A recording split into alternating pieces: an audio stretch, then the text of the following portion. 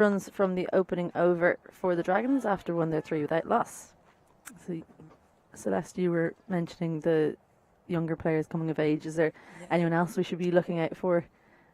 Just putting you on the spot here. Yeah. I'm just thinking with the in terms of these two teams. Like I was obviously I'm very impressed by Neve McNulty, who plays club cricket with us. She was in the previous game. But in the Typhoons, I'd say Freya Sargent's probably the one that stands out for me the most. Sarah Forbes as well today. Hit in areas that I'd never seen her hit in before, and really took the game on. And yeah, didn't get bogged down by any dots. Looked really positive. It's great to see.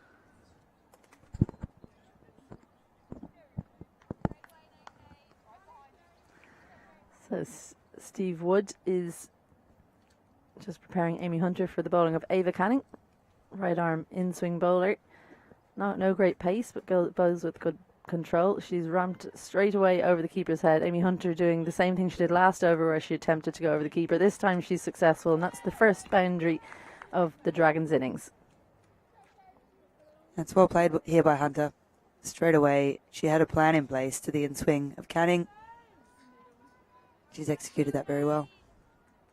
She got in position really well, and I'm always impressed by her head position when she plays that shot. Yep. Amy Hunter, that's the key. Doesn't try and run out of the way of the ball, which is really important when you're playing that. So Ava Canning having to play catch up. Nice deft touch to third. Robin Searle giving chase. And just the single. Well, that's a bit of respect. I think she probably could have come back for two there. Yeah, definitely. Robin will be very happy with that as a keeper. Keepers love their arm being rated highly. Yeah. It's tough to get the gloves in the Super Series, isn't it? There's a few keepers floating around. It really is. And we see Loughran has been given the nod, and she's done well. She's risen to the challenge. Yeah, she's really improved at her keeping the last couple of seasons. Canning a little bit better on this occasion. Lulu Little doesn't look as comfortable when the ball's moving into her as she does when it's swinging away. Is it two big challenges for Lulu Little? Two good matchups to her, the off spin of Sargent and the in swing of Canning. And why do you reckon those are good matchups? As you mentioned there, she doesn't like the ball coming into her as much, and both of them are not going to give her much room at all. And just plays it into the leg side. Nice single. Yeah, absolutely. She likes to give herself room outside off, but that time she stayed disciplined and just clipped it into the square leg. Laura Delaney in mid-wicket. It seems strange to see her in a fielding position that's not mid-off or mid-on. It's really strange. Because she's obviously usually there as Ireland captain. Yeah, given the reins to Rebecca Stokell for the captaincy this season in Super Series. Another ramp from Amy Hunter, and this is expensive now, this over from Ava Canning. We're not used to seeing this from her. A couple of boundaries already and a ball still remaining. 10 in the over. And you're right, there is that head position is key, isn't it? The way Amy Hunter plays that shot. It's difficult to know how she's going to prevent Hunter from just doing the same thing again, isn't it? If she doesn't change the field. What would you do if you're Rebecca Stokell at the moment? I think I'd take out my either square leg or deep mid wicket and put them into fine leg. And clips the single to finish out that one. 11 runs from the over after 2. Dragons are 14 without loss. Good over from Hunter there. Showing innovation behind the wicket. Absolutely. So Typhoons 2 from 2. Dragons 1 from 1. I can't really call it a winning streak, but neither team have lost in the competition so far. So it will be interesting to see who comes out on top. And unusually, the Scorchers without a win so far. Not something we're used to seeing from them. No, especially Typhoons at the top of the ladder wasn't always a regular fixture either. So, they've got a strong lineup this year, the Typhoons. Georgina Dempsey, really impressed by her in the first game where she took the wicket of Gabby Lewis, which was really a turning moment in any match. It's always, if that Gabby's playing in, her wicket's probably one of the main ones you're targeting. Bowled with really good control. She'll take the third over from the south end. Straight away draws a full shot from Amy Hunter. Third and square leg, the two fielders out. Probably easier for her to set a field than Ava Canning. Would that be fair to say? Yeah, I think you're right. Georgina Dempsey, you do know what you're going to get from Georgina. You're usually going to get quite straight at the stumps, but leaving the stumps in play. So easy enough to set a field.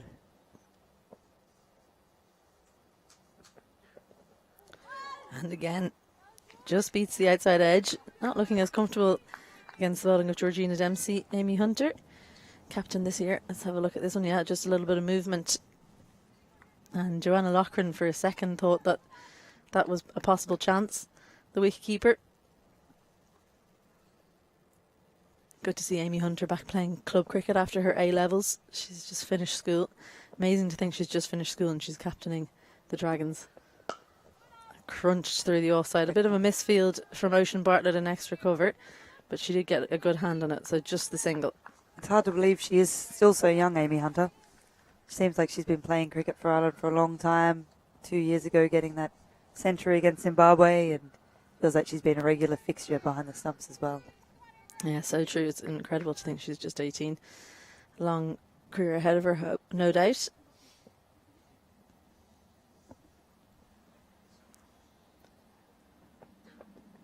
Well, that was just perfect. The only thing missing there was the clipping of the off stump.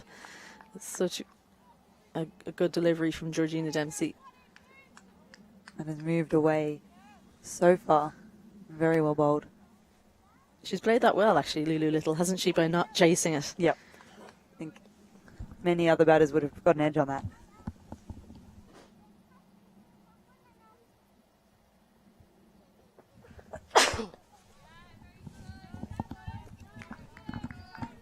Well, she's continuing in this match as she bowled in the game earlier today with great control, Georgina Dempsey.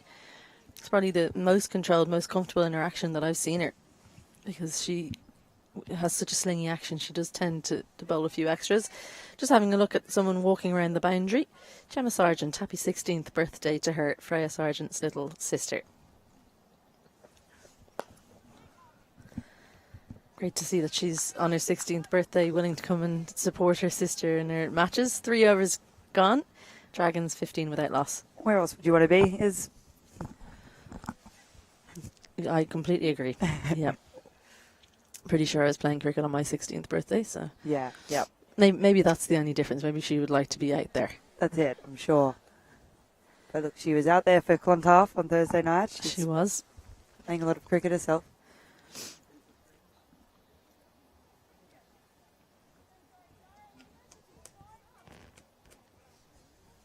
So they're just trying to get their field right here, the Typhoons. It was an expensive over. First over from Ava Canning. Amy Hunter is on strike, so they're going to change the field.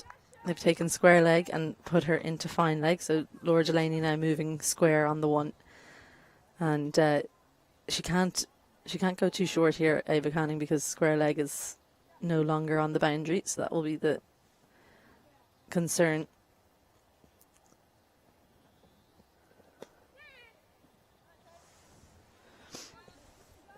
It'd be interesting to see now if they change the field for Lulu Little. Yeah, it'd be a bit of a waste if they kept it the same, in my opinion. As they change the field back to where it was. And they're only going to have one out for Lulu Little. Deep mid-wicket. Lara McBride it is who's in square leg there. We'll probably see her bowling her off spin a little bit later on. Were you surprised not to see a few more bowlers used in that first game? I was. They're blessed with a lot of bowling options there, the Typhoons, but I did expect to see Ocean Bartlett for sure, and Sarah Forbes as well, who's been bowling well for them. So no shortage of spinners. They stuck with Lara McBride, and Laura Delaney bowled as well. Can you see them running through a similar sort of situation for this match? Yeah, I think so. I hope we'll see Ocean at some stage, one of the better names going around in cricket.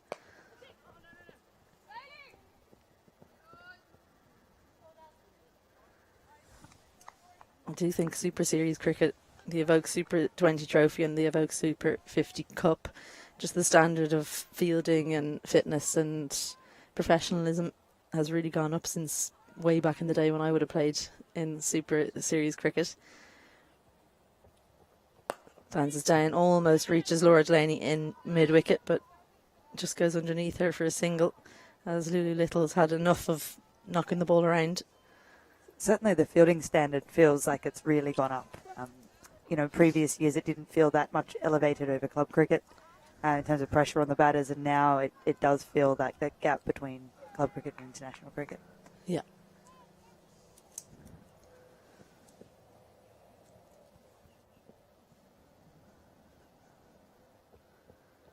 It's interesting to see as that one just strays down leg side. Steve Wood signalling, and they've got an extra one as well.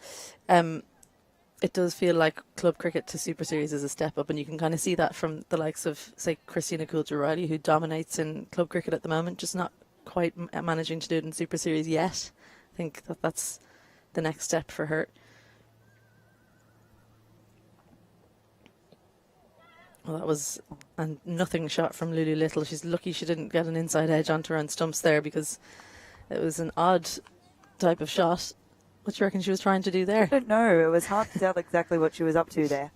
But I think you make a very good point there about Christina Coulter-Riley, and there are a few other examples of players who very talented but are used to having that little bit of pressure off all the time in club cricket and find it much harder when they're squeezed in this environment. In the air and just misses the fielder in point. Freya Sargent thought she was in with a shot there, but it just evades her and goes all the way. This outfield has really sped up in the last few weeks. Goes all the way for 4. An unlucky one for Canning. I think she was watching with bated breath there, Amy Hunter, as that one just scooted past Freya Sargent. And a much better over that one from Ava Canning, but comes to a close with an unlucky boundary. That's the problem with bowling in the power play. 24 for none after 4. Going at 6s, but none down, so you'd like to think it's in the balance at the moment, wouldn't you? Yeah. 24 for naught, and there have been a good few boundaries, but outside of the boundaries, they've been bowling well. Georgina Dempsey in particular, just hanging the bat outside off stump. Lulu Little just looks a little bit in two minds, doesn't she? Yeah, it doesn't look to be too much positive footwork for getting the ball outside there, getting outside the off stump there. And Georgina Dempsey looks like a bowler in good form, steaming in, bowling with decent pace, and the ball still new enough to get some movement in the air. That one straightening up and off the pad of Lulu Little. 3 from 12. She'll be happy to get Amy Hunter on strike and refocus and come up with a new plan to Dempsey, the informed Dempsey. Yeah, well, 3 from 13 now. Of course, the leg by doesn't go to Little, so she's struggling at this point. Well, that's a big hit. Amy Hunter walks down and heaves that over the leg side all the way for maximum. First 6 of the game, and Amy Hunter struck that so cleanly.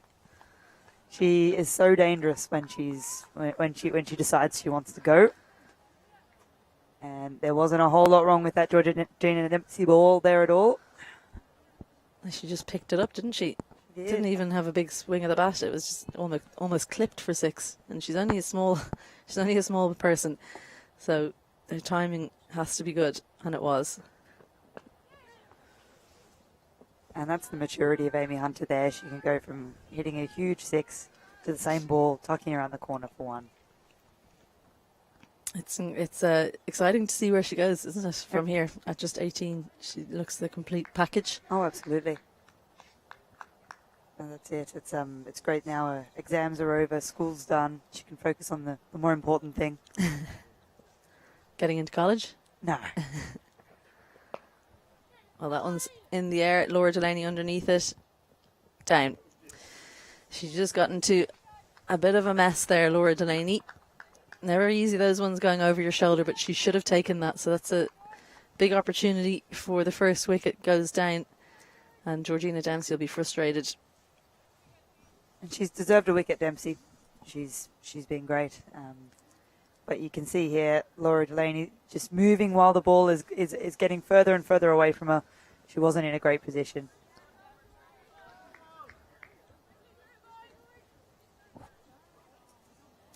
Well, almost the first wicket in that over, but the two openers still out there after 5 overs. Dragons 33 without loss. Amy Hunter has by far looked the more fluent of the two, 25 from 16 for her. Lulu Little struggling, 4 from 14. 3 bowlers used. Sargent just the one so far. Bowled really well on the opening over, just 3 runs off it.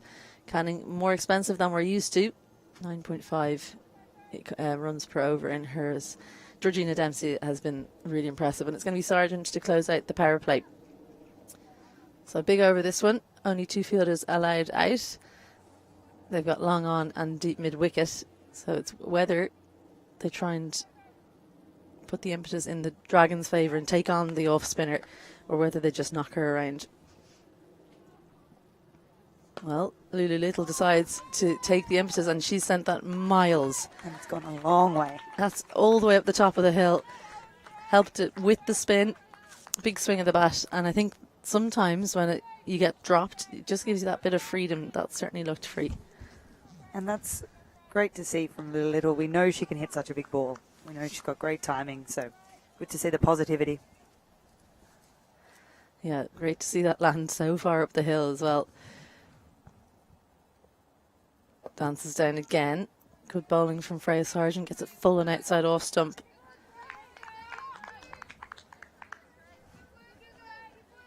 That 6 will have just frustrated Laura Delaney so much. Oh, yeah. And we know how competitive Dells is.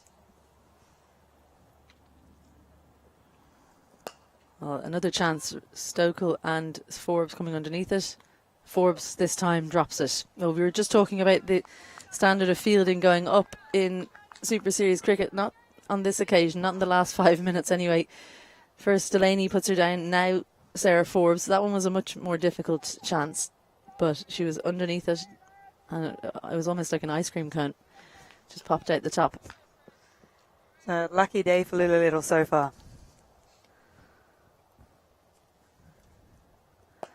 Sweep from Amy Hunter. Work to do in the deep from Zara Craig. Just the single.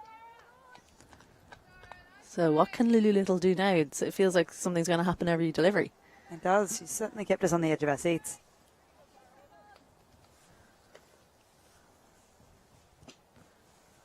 She's just taking a moment to decide what way she's going to go about things here. Batting on leg stump. That's the arm ball from Freya Sargent. Good clever bowling from the off spinner. That is a great option. She knows Lulu Little likes to play, likes to move forward, likes to play off the front foot. Change of pace, throwing the ball down there is very effective. Final legal delivery of the power play. Takes the pace right off. Good brave bowling from Sargent. So that's the power play done. Dragons at the end of it, they're 43 without loss. And we'll have a change in the commentary position. Stephen Alkin and Craig Senior to take you through the next portion of the innings.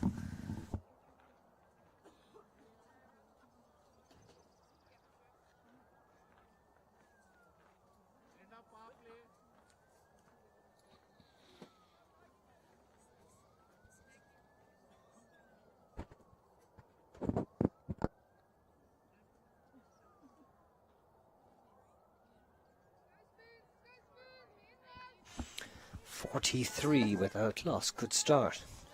7 and over, just over.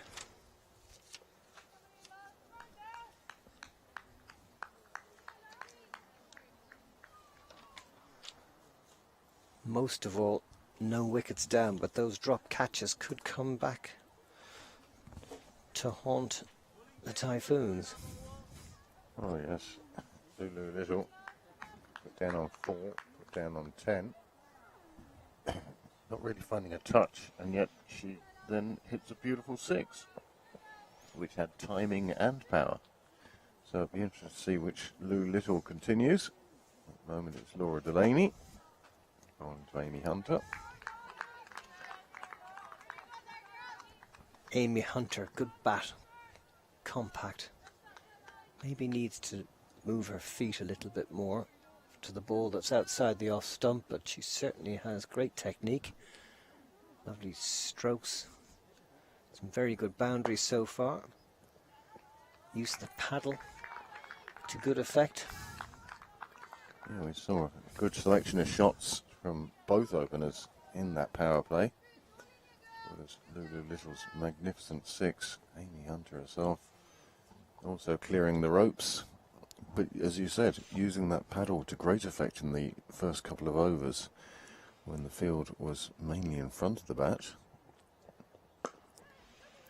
Turning it nicely into that gap at mid-wicket for a single.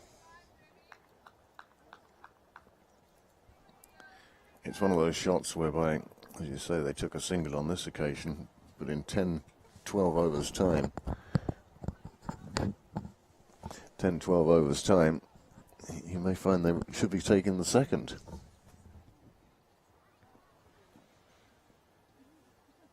Well, that's just reading the game situation. Ooh, that was close. Again, Little riding her luck, but I might have to ask her for 6 numbers for the Euro Dreams tomorrow. If her luck's that far in. I'd use the shirt numbers, but there's no 64 on the lotto. Used her feet better that time, got to the pitch of the ball and gets the single solidly. Well, that's it with some players. Some players at the start of their innings are prone to not be moving their feet properly, but as the inning goes on, it just sort of comes naturally. You wouldn't even notice it, sort of thing. And that maybe that's what's happening with Lou Little now that she's been in for a while. She has survived those 2 drop catches. That was driven fast back to the bowler and she's dropped it, but that was a sharp chance. Amy Hunter absolutely shelling that one back towards Stokell-Delaney. It hit her on a non-bowling hand. It is the end of the over. But her teammate's coming over to see how she is. And it really was drilled back at her. Has to go down though as a drop catch, the 3rd of the innings so far. And 2nd that has come to Delaney. That one a lot harder, of course. Well, you can see that she's First. still concerned for her hand. Handing a jumper to the umpire and taking a cap. That would have stung for a few minutes afterwards, I'd suggest. Sarah Craig being introduced by skipper Rebecca Stokell.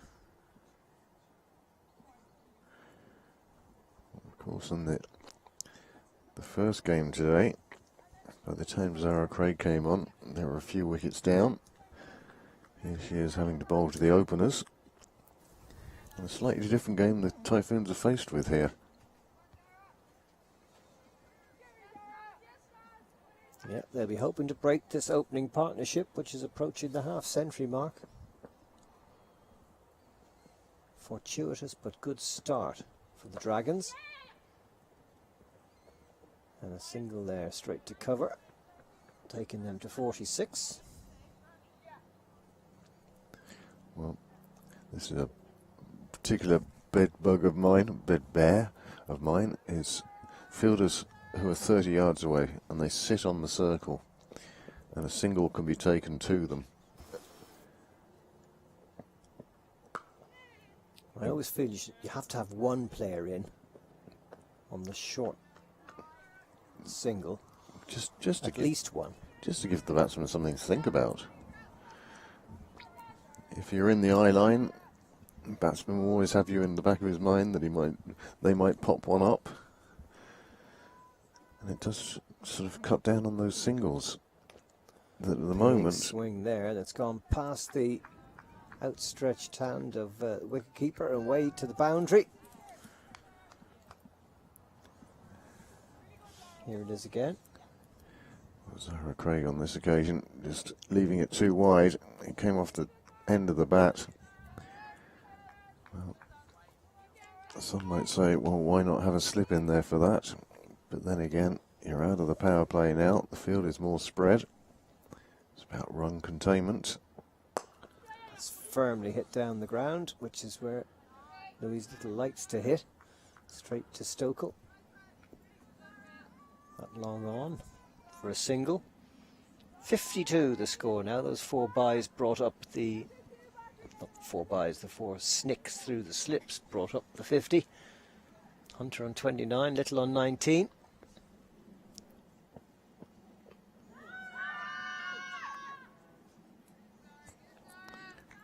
And umpire Serini Karp not impressed with that one. Or Steve Wood, rather. Yes, they have switched ends, of course. For this second match, Steve Wood at this end.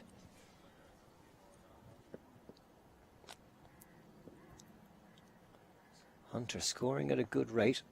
That's very wide. It would have been called a wide had she not got the toe end of the bat on it.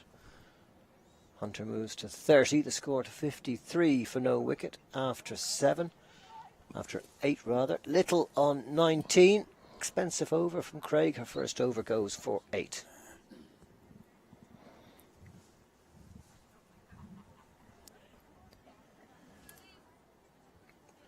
Very interesting situation in this match. Oh, both teams unbeaten so far in the Evoke Super 20 trophy. Typhoons 1 from 1. The Dragons 1 from 1. Typhoons 2 from 2. As Izzy and Celeste were saying earlier, this will give one team a chance to break away at the top of the table. Stokell-Delaney continuing that drive to mid-off, not quite carrying to the player on the edge of the circle.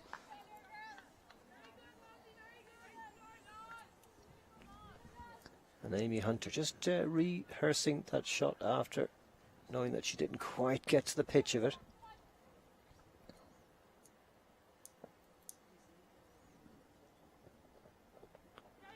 Got well inside the line of that one and pulled it away backward. It's going to be another boundary to Hunter. 34 of 27 for her now. 57 for no wicket. That was a lovely manufactured shot. Sees how almost premeditated came across. I think the greatest danger there to Amy Hunter was her hitting the ball onto her own stumps. But instead, it found the rope. The score moves on to 57, and this is a great opening partnership for the Dragons. And an easy single there into the vacant square leg position. Hunter to 35 off 28, which include 4 fours and a 6. But the strange thing about this is the Typhoons will probably feel like they should have had at least 2 or 3 wickets at this stage. Well, there have been 3 chances that have been grasped. And a couple more that went in the air but didn't quite go to hand. It's not like the Dragons are completely dominating the bowling. Not by any means. No. Absolutely spot on there. Bowling has been good and tight, even with a run rate in excess of a run a ball. Full toss that time. Just the single. And again, the bit to notice there from that shot, Lou Little was almost sort of, dare one say, calmed herself a bit. She didn't try and overhit that, but just played it out to square leg and was quite willing just to take the single. And that's over the head of backward square leg and will run away on this quick outfield for another boundary. Hunter to 39 now. Very good knock this by the skipper. Deliberately getting under to lift it over the ring. Wasn't too far over Zara Craig, but it had enough on it to make the boundary and take the score after 9 overs to 63 without loss. 10 off that Delaney over. She's now bowled 2 overs for 12.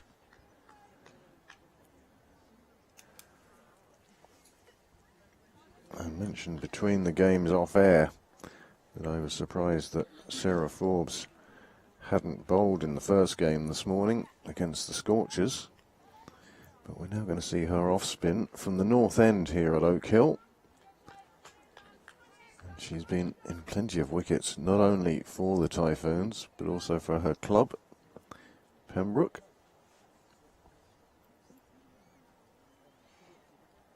Tosses it up off the splice of the bat, and it falls short of Laura Delaney, who was coming in from Cow Corner. Another fortunate let-off, you would have to say, for the Dragons. Well, Little would be pleased she didn't get all of that. It would have carried to Delaney. But Forbes does try to bowl very full to give the ball the best chance. Shorter delivery that time, and it's cracked away. And well fielded out there. Eva Canning patrolling the offside boundary. Very athletic, great throw. Hunter into the 40s. Little hits it straight down the ground, full toss, not the best of balls. Stokell is there to keep it down to 1.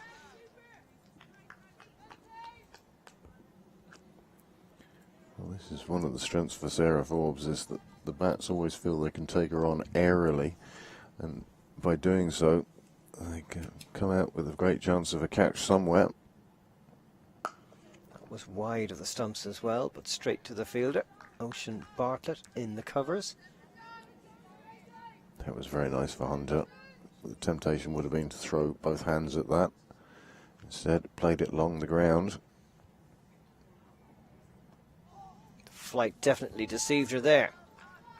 Good delivery. Sarah Forbes beginning to just settle into her rhythm. Just 3 runs off this first over. Coming to the halfway mark in the innings.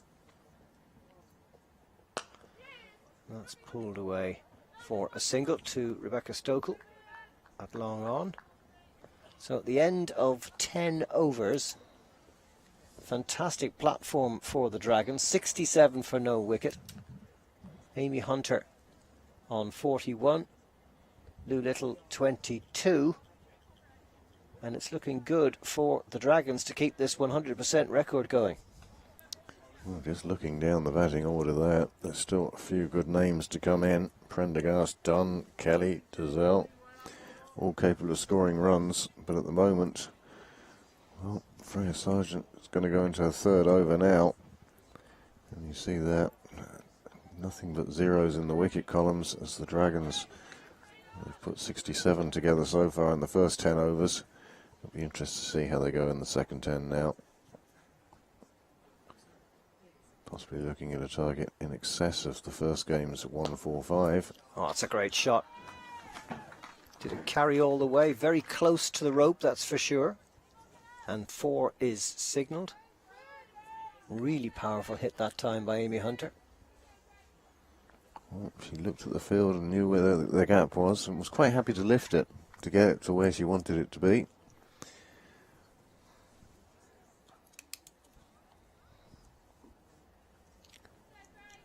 Captain, wicketkeeper, international player, and still only 18 years of age, Amy Hunter. 2 international tons to her name as well. That's cracked away to mid-wicket, bisecting that gap between the fielders out there. And it's 49 now for Hunter off 35 deliveries. Really good scoring rate. Yet another boundary. Oh, Freya Sargent getting turn and bounce, but all it did was sit up to allow Hunter to pull it away on the leg side. Another boundary, and as Stephen says, brings us to the brink. A well-deserved half-century. Well, that one squirted. The previous ball jumped, and that one stayed very low. And a watchful Hunter just patted it away. 75 for no wicket. I think the only thing that will please the bats here about this bounce where one does and one doesn't is the variation does seem to happen off the line of the stumps. A fine half-century from Amy Hunter of 37 deliveries. By my reckoning, 6 fours and a 6 in that innings. And a great platform for the Dragons to go on and post a mighty score here.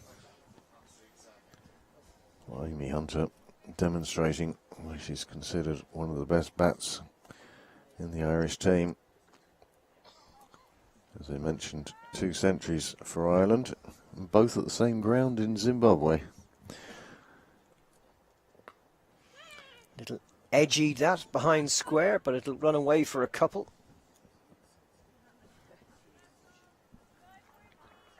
Sarah Forbes doing the tidying up. A little again, just when she tries to overhit, it takes away all the timing, all the placement. And that one shot away off the inside edge. Picked her up 2, but she's still scoring well, 24 from 28. Freya Sargent with 11 runs off this over, 24 from her nearly 3 overs so far. Expensive for her. She hasn't bowled particularly badly. And she manages to get a dot ball to finish that 3rd over. So none for 24 for Sargent. Little stays on 24. Hunter on that fine 50 of 37. And it's 78 for no wicket after 11.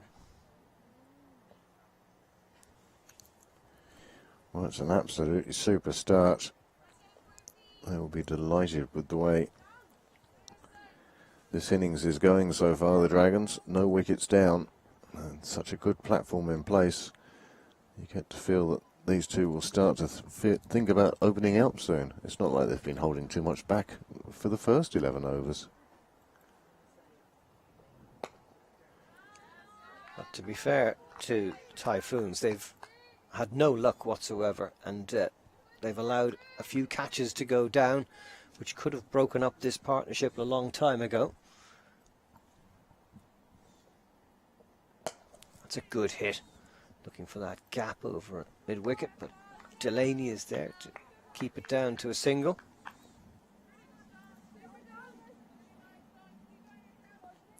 As we go into the 12th over now, and with no wickets down, still with destructive players in the Dragons lineup, it should give at least one of these two the freedom now to loosen their arms and start looking for the rope on a regular basis.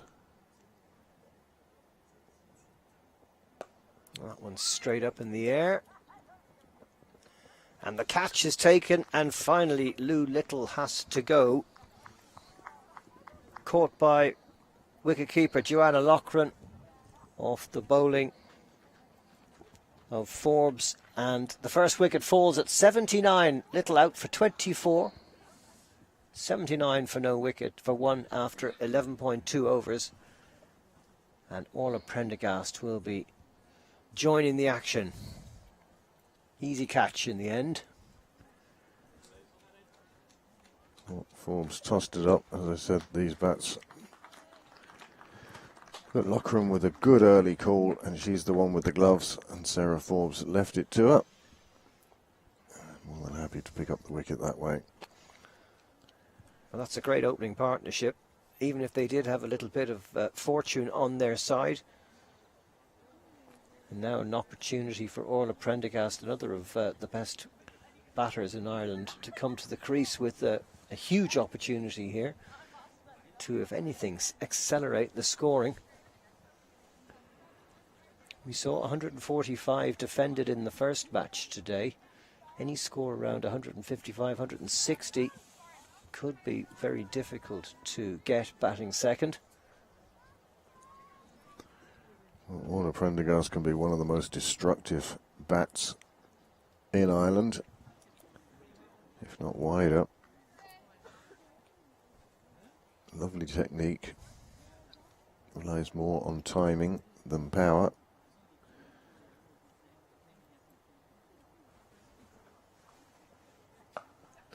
And a nice soft short ball to start with.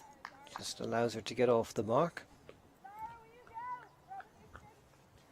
Well, Hunter now has passed her half century. She's the senior partner here. Prendergast recognising that. I think you'll see Prendergast playing herself in, whilst Hunter still is on the charge. Did she get a nick on that? It seemed to. The fact that the keeper didn't take it cleanly suggests that there was a late change to the trajectory, and that could only be off the edge of the bat. I'd love to see a replay of that one. Again, Hunter. Well, she's giving out to herself there. No, no, no. Well, Sarah Forbes with the breakthrough. This is the delivery just before. It did seem to take the edge of the bat going through to the keeper. Little nick. Made it very difficult for wicketkeeper Loughran. So the end of Forbes' second over, and she's got the breakthrough for Typhoons. 1 for 6 off 2 overs. Figures that look extremely good in the context of that score of 80 for 1 off 12.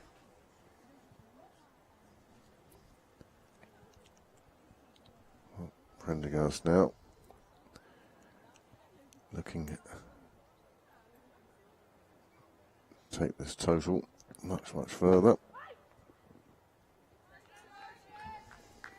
Zara Craig continuing from the north end.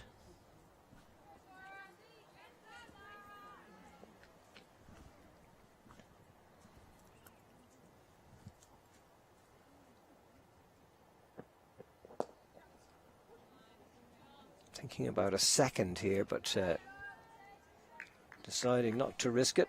Prendergast moves to 2. Hunter back on strike. They almost seem to try and sneak 2 there, because the only call was as the bats walked past each other, or ran past each other with how many? It seemed to be a whispered question for 2, but Ava Canning did enough to prevent it.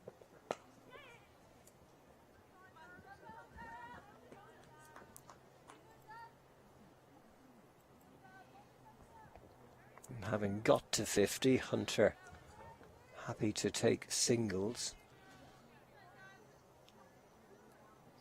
Interesting to see now if Orla Prendergast can get into her stride quickly.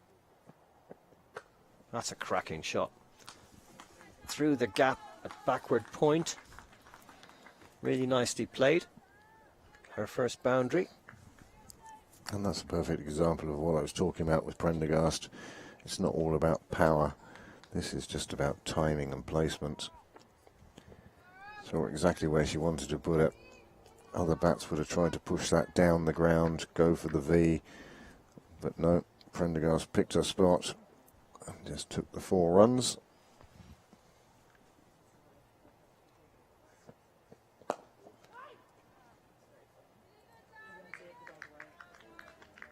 Mid-off. Had a long time to wait to see that coming. Would have been interesting if Prendergast had hit and run. She decided against that, though. No need to take chances at this stage. That's another lovely late cut. Picked up well by Sargent, but she can't prevent the run. Great fielding again, though, from Freya Sargent, one of the best fielders we've seen today. Well, that's one of the things of catching a selector's eye, catching the eye of those who look after your progress. Even if your batting hasn't gone well or your bowling isn't quite coming out the way you want, if you can show your eagerness, your tidiness in the field, it always catches the eye of those who select these teams. So after 13 overs, 87 for 1. And it's going to be Sarah Forbes who got the breakthrough in her last over to continue from the pavilion end. 2 in the leg, 2 in the off for Orla Prendergast, who just nudges it into the space. Prendergast looking very good. Only faced 7 deliveries already, 8 runs to her name. And without too much effort. Precisely. Oh, I'd say that's out. Yes, stumping. And Amy Hunter has to go. Came down the wicket, didn't get to the pitch of the ball, and it's through to wicketkeeper Loughran, who had the bails off in a flash. And it's a second wicket for Forbes and a second wicket for Typhoons, and it's 88 for 2. Well, that was a needed wicket. And Amy Hunter, she departs with 50 to her name. But I'm sure she would have felt that there was more out there for her. But she came down the pitch. You see her dismissal here.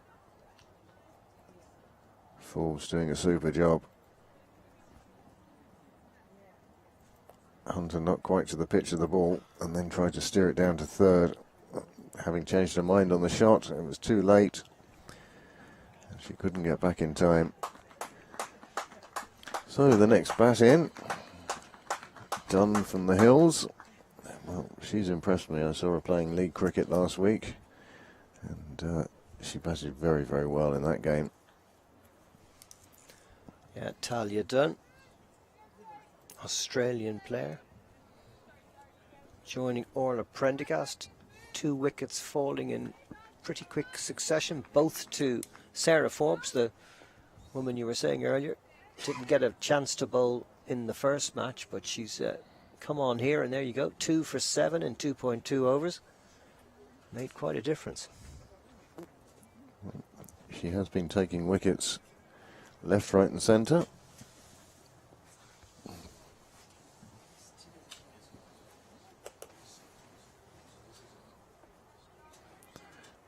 Bit of preparation time. This Dunn gets ready to face her first delivery.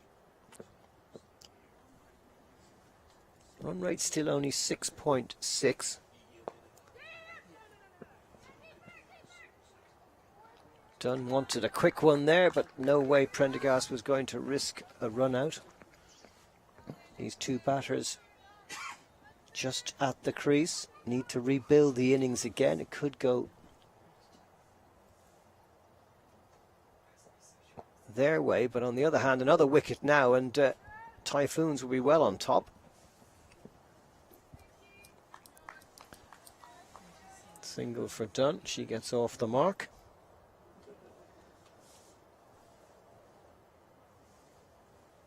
Well, this is a pivotal moment in the match, really.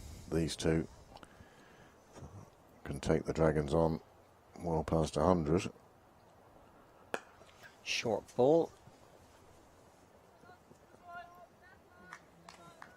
Out to Stokell-Delaney in the deep for a single.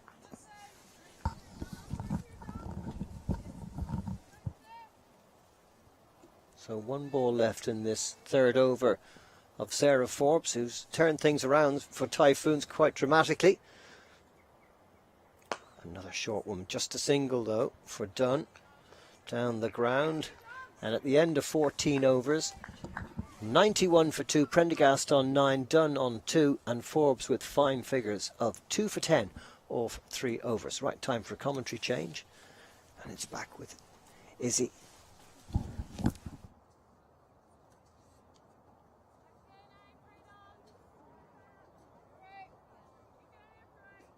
Thank you, Stephen. We're 1 over late, Celeste Rack alongside, because we were too busy watching the cricket. And, I mean, not a bad couple of batters to come out in the middle with 6 overs remaining. Talia Dunn, a strong batter from the Hills, overseas. She does have an Irish passport, but Orla Prendergast at the non-striker's end. She's the box office, the one that everyone wants to see, apart from maybe the Typhoons. They don't want to see her bat too much. No, they definitely want to see the end of her. We've all been on the receiving end of Orla Prendergast's batting at this stage of the game, and yeah, it's certainly tough to counter. And usually, if you get her out, it's usually quite early on in her innings. If she stays in for more than 10 deliveries, she's usually set. Freya Sargent bowling her final over with her off spin. So this is a good matchup between her and Orla Prendergast. According to your maths, she's got 2 balls to get her out. Well, she's on 9 off 8, so she's already looking pretty comfortable. That is the thing about Orla Prendergast. She is great at pacing her innings, and she makes very good decisions early in the innings. And before you know it, she's already on 20 and she's flying. Cover long off, long on, mid-wicket, the 4 fielders out.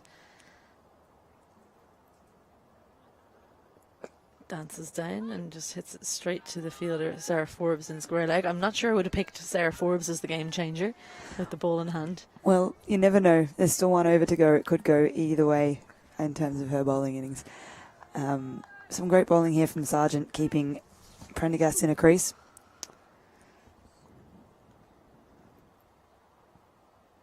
That's the floated one. Not hit with any great conviction into the leg side, so it's been a tidy start to the over from Sargent. Took a little bit of tap from Amy Hunter, but it was one of those where nothing wrong with the ball, just good shots from Amy Hunter. So these dots will certainly help her figures. Much shorter and hit leg side. Well, that's somewhat ruined the over. Too short, square leg inside the ring. Talia Dunn, well, she leans on the back foot. Gets it over the fielder for 4. From what I've seen of Talia Dunn, I would say that there's a lot more of a preference to hit towards the leg side than what Orla Prendergast would want. And it's interesting to see they've got the same field for both batters and how long that will be the case. Yeah, I think it's kind of one of those where it's less about the batter and more about what Sargent's trying to bowl. Definitely don't think she was planning on bowling a drag down there. That's more like it from Sargent. So apart from the 4-3 singles, 7 runs in the over, Sargent finishes her spell 0 for 31. And after 15, Dragons 98 for 2. So Sargent, I think, will be disappointed to finish with those figures. I think she's probably bowled a little bit better than that. But 1 or 2 loose deliveries, and she's been taken down as well when she has bowled a bad ball. And there haven't been many when she has bowled it that's gone for 4.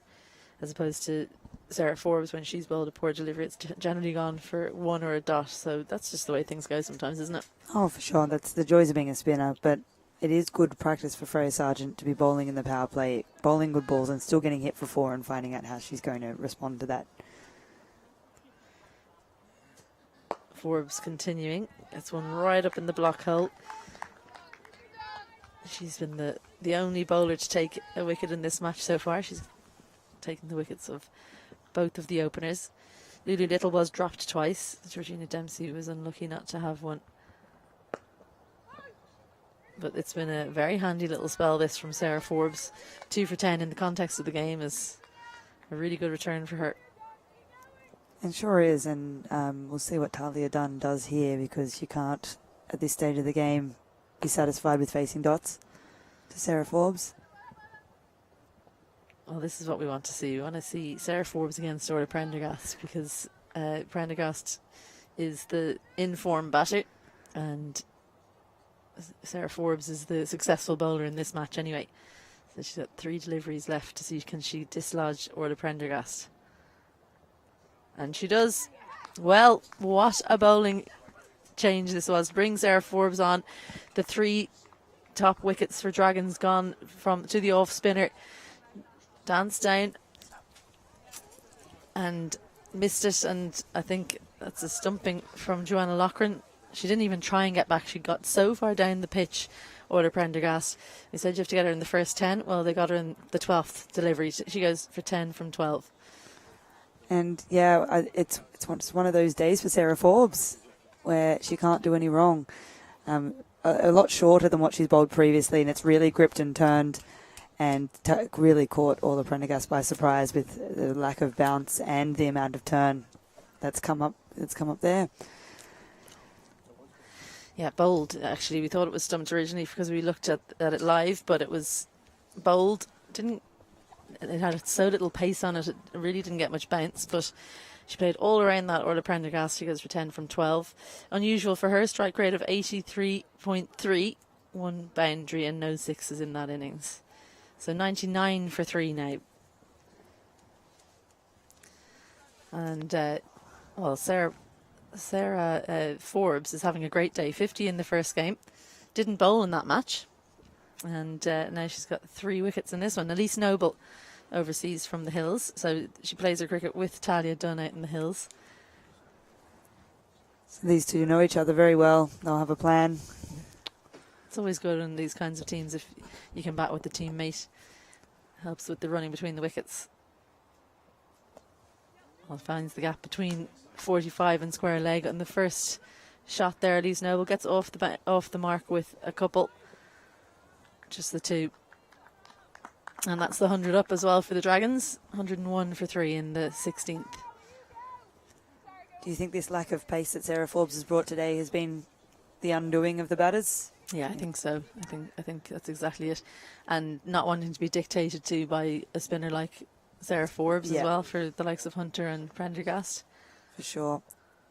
That's the thing. She makes you make a move, doesn't she? Yeah, I mean, good confidence from her. Brilliant spell, that one from Sarah Forbes. 4 overs, 3 for 13. Well bowled. That said, this is still a good platform for them to be able to launch from now. What do you reckon, 130, 140? You'd certainly want 135 plus, wouldn't you, from here? But I think so. yeah. One of the problems is Georgina Dempsey still has a couple of overs up her sleeve. She's been the most impressive bowler on show for me. She certainly has. Both games consistently, she's bowled really well. She did benefit from a lot of movement in her first spell. But Amy Hunter over here with 52 of 43. Brilliant innings all around the ground. Played behind the wicket with great effect early on. And then managed to sweep and to play everywhere. Yeah, that drive down the ground off Freya Sargent, probably my favourite shot of the day. Just smashed it back past her. Quite flat, one bounce into the side screen. But it's Georgina Dempsey who will come back on from the south end. Starts with a short one. And Talia Dunn going to take on Rebecca Stokell at mid-off. And I think she would have been safe if that had hit, but it didn't hit anyway. So no decision has to be made by Srini Karpe.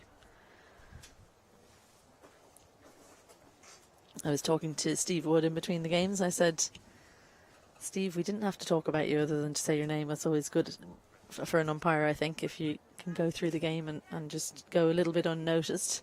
It means you're doing a good job. You agree? I agree. That's it. The umpires have blended in nicely today. Kept the game moving along.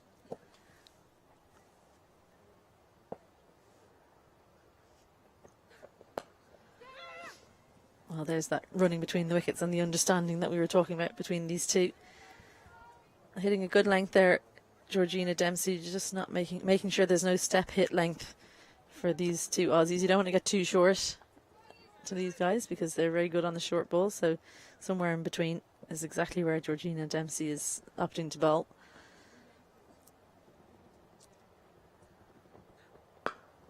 Clears the front leg. Talia Dunn finds the gap in mid-wicket. A little bit too full from Dempsey on this occasion, and great clean contact from Dunn for 4 more to the total. That's the length that Dempsey was getting away with in her first spell when she was moving the ball so far. But now and later in the innings when there's no movement, she has to rely on bowling a bit further back of a length. Sarah Forbes in square leg. Well, that's a top edge chance. Rebecca Stokell coming underneath it, and they do take a catch here. The Typhoons, well, it was catching was a problem early on. Lulu Little survived 2 catching chances, but Rebecca Stokell looked very settled underneath that, and after a good looking boundary, Talia Dunn top edge is one, but much better length from Georgina Dempsey. She goes for 14 from 12, and the Dragons are 107 for 4. Well-deserved wicket there from Georgina Dempsey. She's showed in both her first spell and in this spell that she is their strike bowler, and with good reason. Let's have a look at this length then. Yeah, it just pulls it back, and it's also too far outside off really for her to play leg side. Talia Dunn, I think she'll be disappointed because that was there to be hit through the offside. A little bit of extra width. Good technique from Stokell. Settled herself underneath it. Arlene Kelly will be the next batter out for the Dragons. Plays her cricket in Malahide Cricket Club. And we know that she can hit a big ball, especially late on. She plays with freedom, plays nicely down the ground and over the leg side. So it is a good situation for her to be coming out when there are a limited number of balls at the end. She's got quite a clear game plan, doesn't she? Yeah, she does indeed, and she's probably the perfect batter for them to be bringing in at this time of the innings.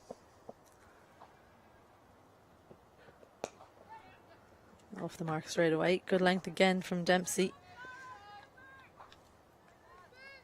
I've seen Arlene Kelly in various situations, and the one that really comes front of mind for me is the unfortunate game where Ireland lost to Scotland. She really did stand up there and showed everyone what she can do in international cricket. Yeah, I couldn't agree more. They were in dire straits, and Arlene Kelly and Leopold coming in late on in that qualifier game that they unfortunately lost. That's good placement from Noble. They'll get a couple here. This gets it backward of Freya Sargent. Good quick turn and throw from the off spinner. So another over comes to an end at 17 gone. Dragons 110 for 4. Amy Hunter was in early on. She was impressive with her 50. And those 4s everywhere. That means you're a 360 player. That's what that wagon wheel tells you. Some really good laps and sweeps. Also had that gorgeous drive down the ground. That's the solitary shot she played back through mid-on, or mid-off I should say. Lots of singles into the leg side, and then also a cut shot for 4. One big 6 as well. So she really is the full picture. And they will have been glad to see the back of her. What they won't have been glad about was seeing Rhoda Prendergast coming out into the middle, but they've actually pulled this back really well. The Typhoons. Stokell-Delaney will switch ends. She's going to bowl the 18th over. Dempsey still has one left, so she'll close out from the south end. Arlene Kelly just pushes it into the leg side. They are going to come back for a second. This could be trouble for Kelly, and just not gathered by Joanna Loughran. I think she was in all sorts of trouble there, Arlene Kelly. Not the quickest between the wickets, but she also kind of paused as well. She wasn't sure she should come back for the second.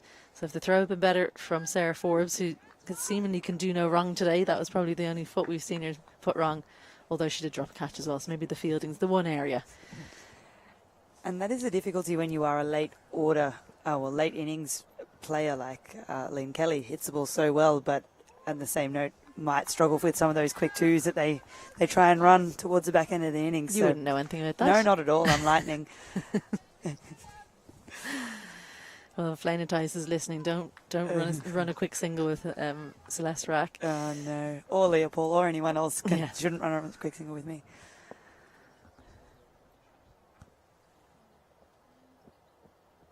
So if you're Typhoons, what kind of total are you trying to keep the Dragons under at this stage? It's a good question. I would say under 130 would be great if you're the Typhoons. What about you? What would you want if you're the Dragons? What would you be looking at? Dragons, I think at this stage now, I'd be happy with 135 because of the bowlers that there are. Dances down and Joanna Loughran juggles before she takes the bails, and that means that it's a life for Arlene Kelly. She's been had a miss stumping on 3. Lulu Little was dropped twice. She was dropped on 4 and 10 and made 24. So just interesting to see what those 20 runs, what difference that will make to the total, and how many can Kelly add on after that miss stumping. Just getting the ball to move a little bit off the pitch there. Stokell-Delaney. Almost a chance to Freya Sargent. I don't think it carried. Went underneath her. That's well bowled from Delaney. She will have Kelly's game plan in the back of her mind. She knows where she's trying to hit, and she's changing the pace with good effect. Yeah, those just rolling her fingers down the side of the ball. Leg cutter from Stokell-Delaney. Good to see the skills that she has at the back end of the innings.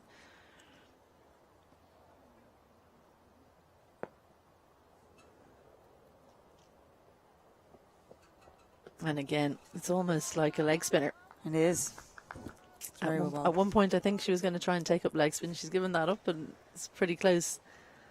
Sensible decision, Dels. One of the tougher things going around bowling leg spin. 18 overs gone.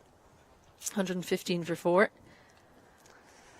And you can see there with the Manhattan, there's a few tall towers there early, but then that's contrasted with quite a few low scoring overs as well. So not a huge amount of consistency in the scoring over time, few ups and downs, and then in the back end of the innings, quite consistent wickets taken, especially with the big wickets of Hunter, Prendergast, which slowed the scoring when they were looking at scoring quite a big total at one stage, being 90 in the 10th over.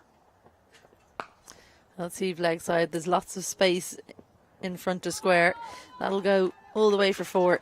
Handy little boundary for Kelly. They were 91 for 2 in the 14th. And the Typhoons have really pulled things back since then. But that boundary will help the Dragons try and get up to something they can defend. They have one win in this competition so far. They've just played the 1 game. Typhoons have 2. So if the Typhoons can win this one, they'll put themselves firmly at the top of the table. Change of the field. Fine leg and square leg in. Mid wicket, long on, long off, and cover are the 4 out.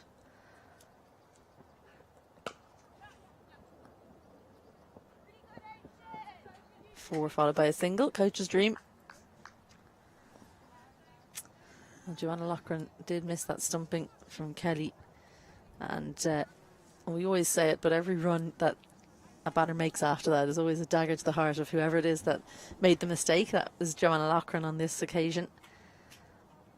They're going to keep the same field for Elise Noble.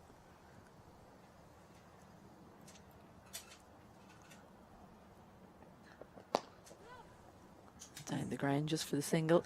If you were Dragons, what would you be happy with at this point? I would want well over I'd want 135 plus. I'd be greedy. Especially if you were out there in the middle. Absolutely. Well, let's say 160. No, it's it's hard. It's hard. Every run does count, and even as we saw in the last game, the psychological advantage of having a slightly higher number does put pressure on the chasers. Well, Arlene Kelly trying to get a little bit funky, cleared and fine inside the ring, so she tried to play some kind of ramp. Didn't look too convincing though, so maybe she should stick to down the ground, which is, we know, her strength. The Dragons did win the toss and elect to bat. If you are only just joining us, it's Dragons against the Typhoons in the Evoke Super 20 trophy. And the Dragons are seeing just how many they can add on after some late wickets. Good foot movement. Great attempt in the deep from Rebecca Stokell. And it's gone all the way for 6. It was the right fielder. She's the tallest fielder on the ground, but doesn't manage to catch that one. And you called it is the best shot that she could play is her strengths, which is straight down the ground. The shot she practices every day. And despite the valiant effort from Stokell. I think she must have caught that on the hand because she's looks in a little bit of pain there. That's when you got to hide the hand and act like you never got there. Yeah, they always hurt when you drop them. Goes in for another ramp and just will get a leg by, I think. Don't think it touched the bat. No, it didn't. Confirmation from Srini Carpe. So that penultimate over is done. It was a good one for the Dragons. 13 from it, and after 19, the Dragons 128 for 4. A big final over here. This could have a big bearing on the game, how many they can get off this final Stokell-Delaney over. 1 for 30 from Dempsey's 4 overs. That last over really ruining her figures somewhat, because before that she was looking like being miserly, but that 6 in particular will have hurt. It changes everything, doesn't it? 1-6, it can change an over, change a spell. But they'll take a lot of confidence from that last over going into this final over here.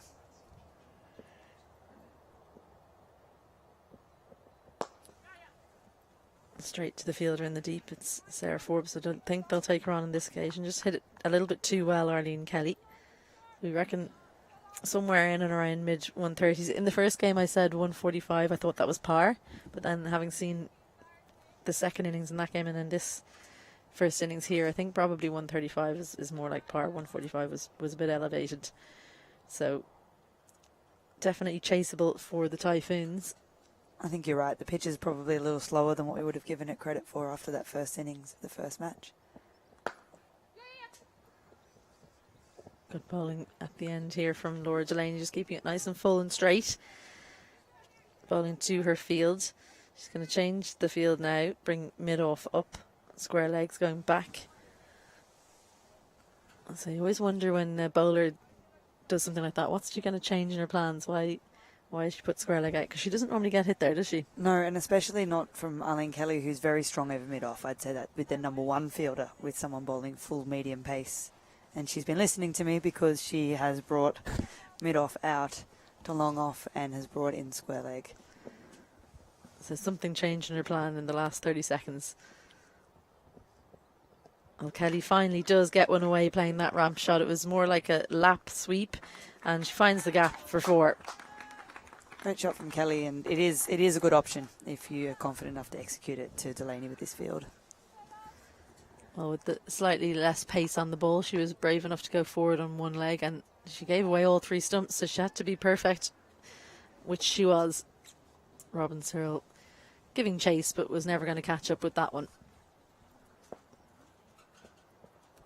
Using her feet this time, and slices it through the covers.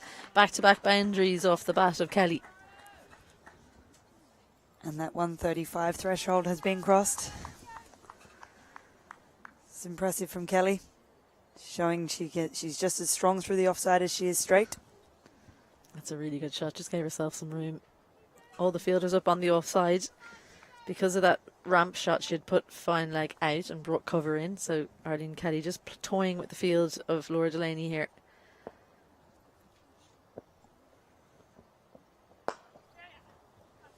Bit fuller towards the leg side, so she only...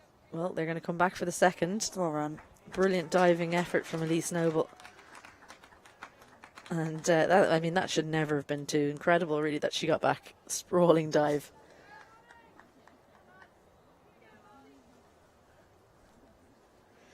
Selfless running between the wickets there from Elise Noble. She wanted to get Arlene Kelly back on strike.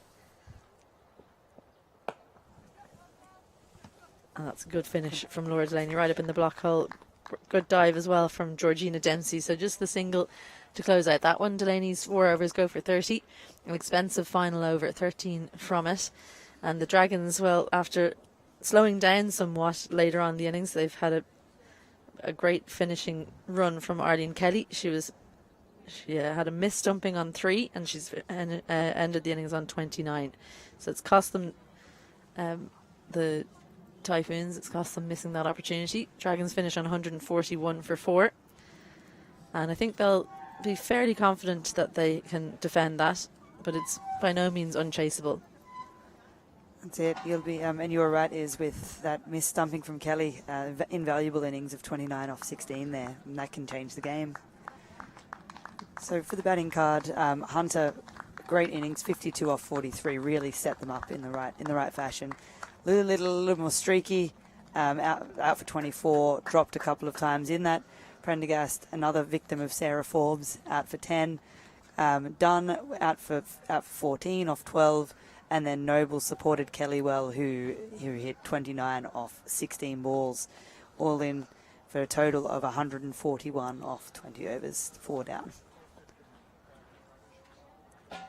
Good partnerships. The opening one worth 79, Hunter and Little. Hunter the bigger scorer in that one. And then at the end, Noble and Kelly coming together for an important 34 runs after a number of wickets fell in quick succession. And for the bowling card, Freya Sargent, a little more expensive than in previous games, going for more than 7.5 and over. Ava Canning only bowled her 2 overs. Georgina Dempsey bowled well for her 1 for 30 off her 4. Laura Delaney, a little expensive in her last over, but finished off none for 30. Zara Craig, none for 15. And Sarah Forbes was the hero of the day with her 3 for 13, including the big wickets off 4 overs. So that's what's happened in the first half. Hunter 52 and Kelly had a gem of a knock at the end, 29 not out. Forbes was the one who halted the innings for the Dragons when she got 3 for 13, and the other wicket taker was Dempsey, 1 for 30. So the Typhoons require 142 for victory in the second half. Make sure you join us again very shortly for more live action.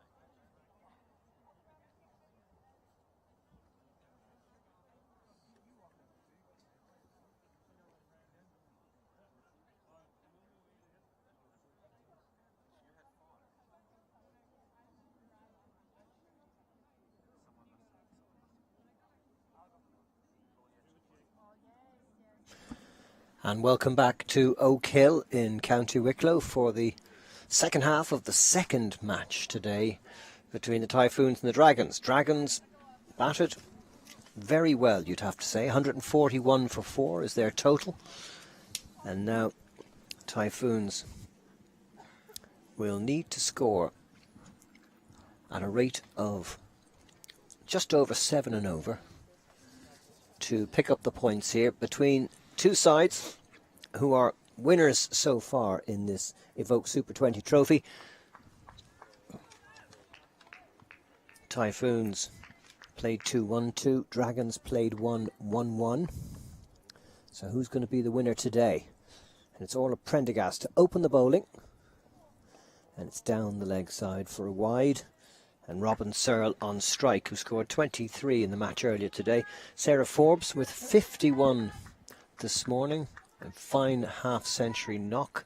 Didn't bowl in that match, but bowled today quite beautifully, 3 for 13. And halfway, perhaps, to a player of the match performance, but we shall see. Craig Senior along with me in the commentary box. That's come off the thigh pad, I think, down to long leg. And the innings is underway with a leg by 1 for none. Well fielded down the boundary, plenty of room to be made up to get to that one. And all the Prendergast already getting a large amount of movement with the new ball. In some ways it's almost been too much movement.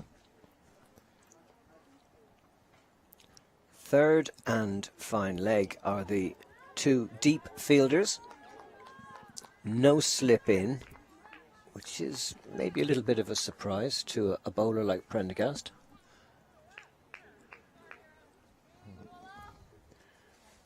I think the feeling is that she's getting so much movement in towards the bat. It's unlikely she's going to take the outside edge, more likely to be an inside edge somewhere.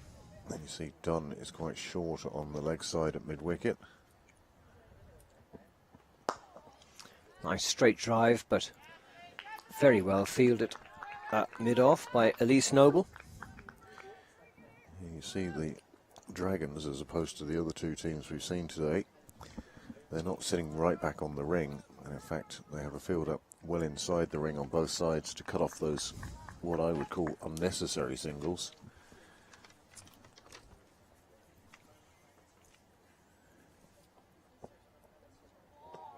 So this morning's match, 145 for 5 was the target. This afternoon's match, 141 for 4. So we could say that somewhere between 140 and 145 is probably the par score for this ground in these conditions. Yes, we've been there or thereabouts, around the 147 and over throughout all three innings we've seen so far.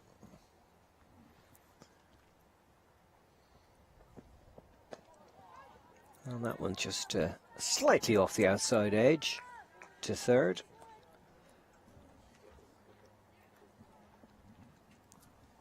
Sarah Forbes on her way.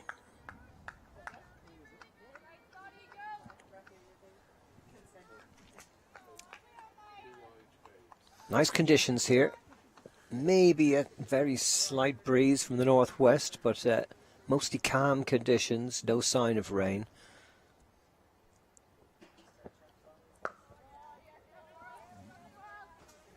Good medium fast accurate bowling from Prendergast, and a very good first over for her. Just 2 runs coming from it, one off the bat, one leg by, 1 wide, and it's 3 for no wicket after 1 over. Searle yet to get off the mark. Forbes on 1. Prendergast conceding the wide and the leg by, in part because of how much she is moving the ball back into the right-hander, but she's got a line right for the rest of the over. Just 2 coming against the bowler, 3 onto the score.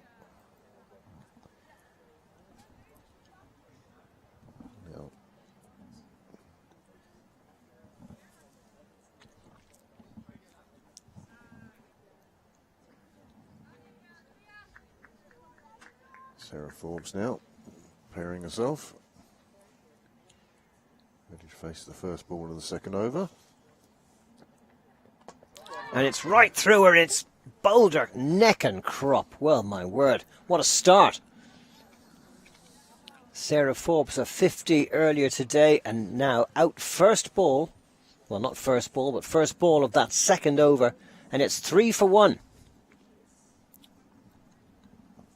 Well, what a super delivery to see the back of Sarah Forbes. As you say, it had been her day so far. Didn't bowl in the first game, but did bat and scored a half century. And in the second game, she did bowl, took 3 for 13 in her 4 overs. But now, because of this delivery, she's on her way back to the sidelines. Just inside edge, the bat so far away, feet not moving. And that's all the end of Sarah Forbes.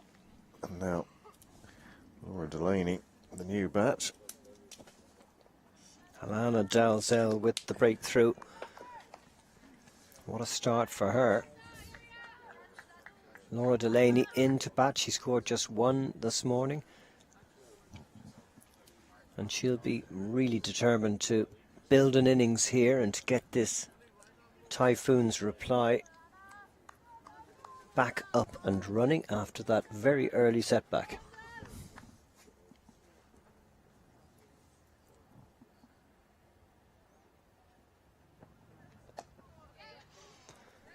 And that's down to third for a single. Well, it's a totally different situation that Stokell-Delaney has come into now. In that first game, she came out late in the innings and felt the need to take on the bowling and ended up falling to a lovely catch. She tried to force one over the head of Claire Webber. Now she comes out and finds her team needs somebody to start building a partnership, and that's what they need here.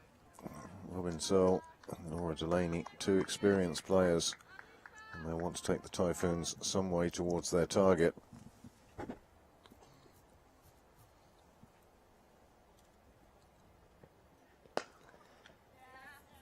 That's great fielding there. On the one, Cara Murray right in the face of the batter. Well, she certainly wants to let them know that she's there. As we said off air, it's all about posing a different problem, different angle to the batsman. Give them something else to think about.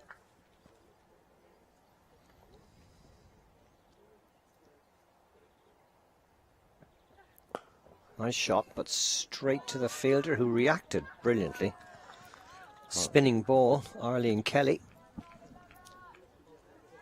Kelly with a fine piece of fielding. You could see that Searle knew she'd beaten Cara Murray in that close-in spot and thought, oh, this is runs. But as you say, beautiful bit of fielding. One-handed pick-up from Kelly. Prevented any runs. Third and backward square leg on the boundary in this power play. And that one snicked away, perhaps off the pad, and goes all the way to the boundary for 4-leg buys. Well, Typhoons won't care how they come, as long as they do. Well, this one angled down the leg side to start with, and just that hit of the pad took it out of Amy Hunter's reach. And it ran away for the simplest 4 runs that the Typhoons will get today.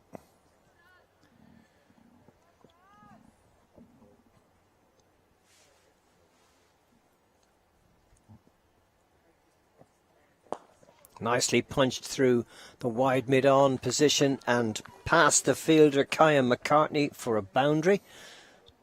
A lovely stroke by Searle. Gets her off the mark.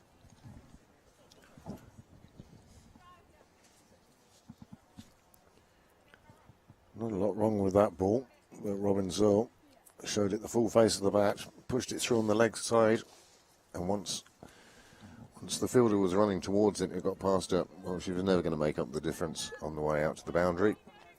And a super shot for Searle. 4 runs. This is proving to be. So the end of the second over, 12 for 1 the score. Dalzell getting the wicket with her very first delivery.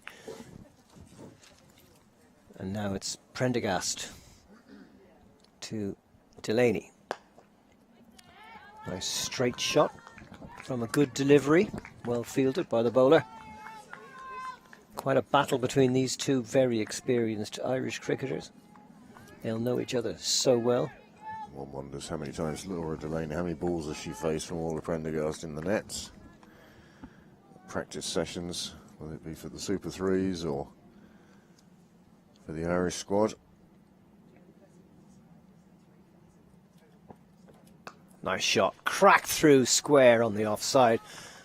Just straying a little bit wide, Prendergast, and getting the full treatment. Fine shot. Well, that is one of the things about a bowler of Prendergast's pace.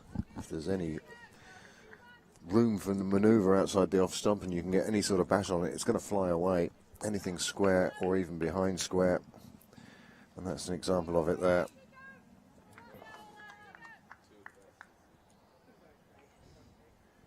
Interesting to see Prendergast's response now. Again, almost identical, but this time the fielder does really well. There's going to be an overthrow.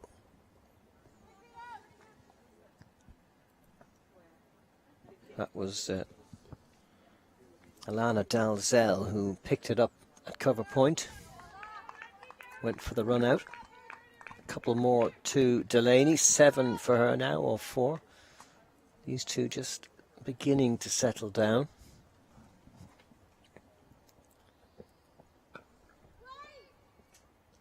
And that's respect for you.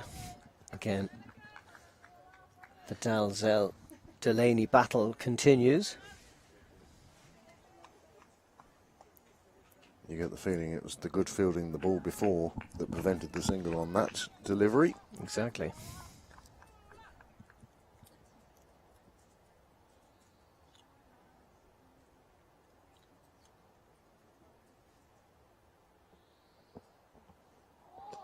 That one getting up a little bit off a shorter length. Delaney didn't have anything to do with it. Well, as we expected, a great battle here between bowler and batter.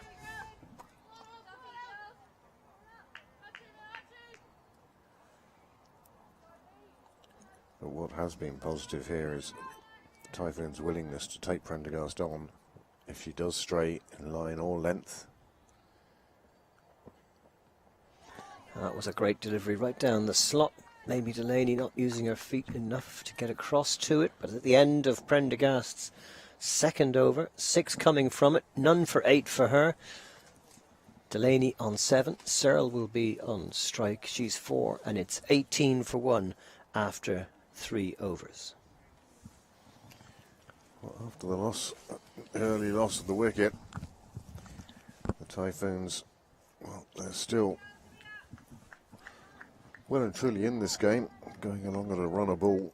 The required rate slightly above that, but in this opening power play, they won't mind missing out on a single here or there. Nice straight drive. Mid-off got across really well to Gather. No run. It's Dalzell continuing from the far end, having picked up a wicket with her very first delivery of this match. The very important wicket of Sarah Forbes.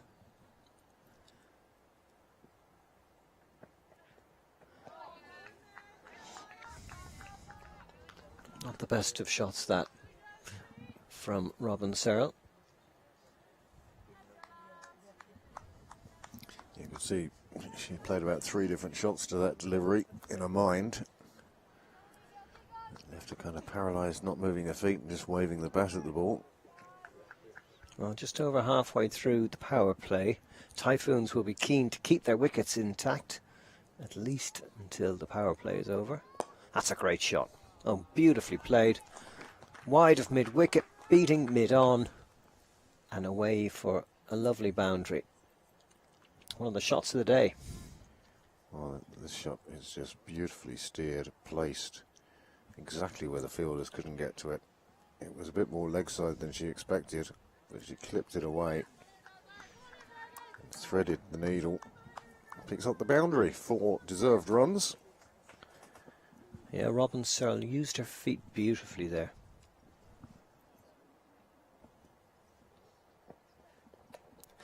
And played that one nice and late. Down to Aoife Fisher at third for a run. Score moves to 23 for 1. Searle to 9. Delaney on strike.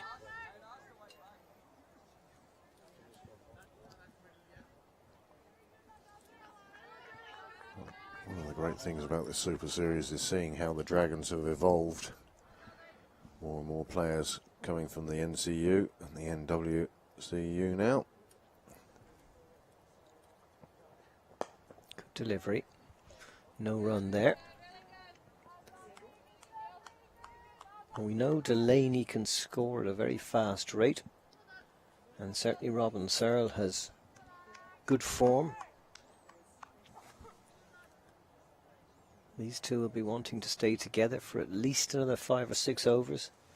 Get a very good platform for the Typhoons. Give them a chance to reach the target of 142. Great delivery. Dalzell beating the outside edge there to bring to an end her second over. 1 for 10. And after 4 overs, 23 for 1 after 4 overs. The Dragons were 24 for no wicket. So runs-wise, very similar.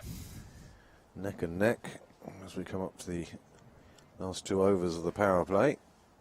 And then we'll see the field spreading a bit.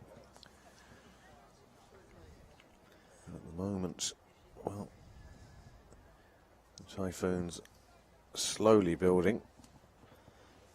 Change of bowling at this end with Arlene Kelly coming into the attack, taking over from Orla Prendergast, who's being held back for later in the match.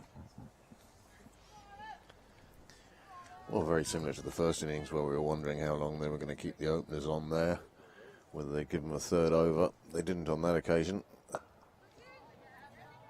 Arlene Kelly, who scored a wonderful 29 not out at the end, at the back end of the Dragons innings. Big reason why they got that total of 141. Now hoping to have some similar heroics with the ball. That's well wide. Appeal from Amy Hunter, though. It looked like Robin Searle didn't get to within a foot of that ball. Sometimes you get wicket keepers who are trying to confuse the umpire, make him forget that he's about to give a wide. Appealing. That one not quite as wide and short. And Searle will be kicking herself for not beating the infield. Nobody out in the cover boundary. They've just got the 2 deep fielders for the power play at the moment at square leg and long on.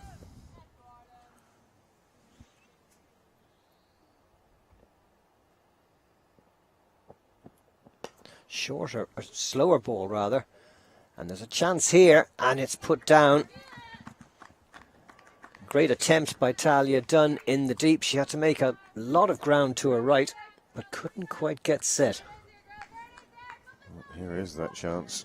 Came in, got far too much underneath the ball. The slower delivery, fooling the bat into the shot early.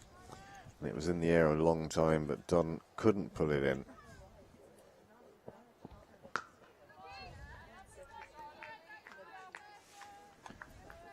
So, obviously has decided that her lock is in. She's going to ride it as long and as profitably as she can.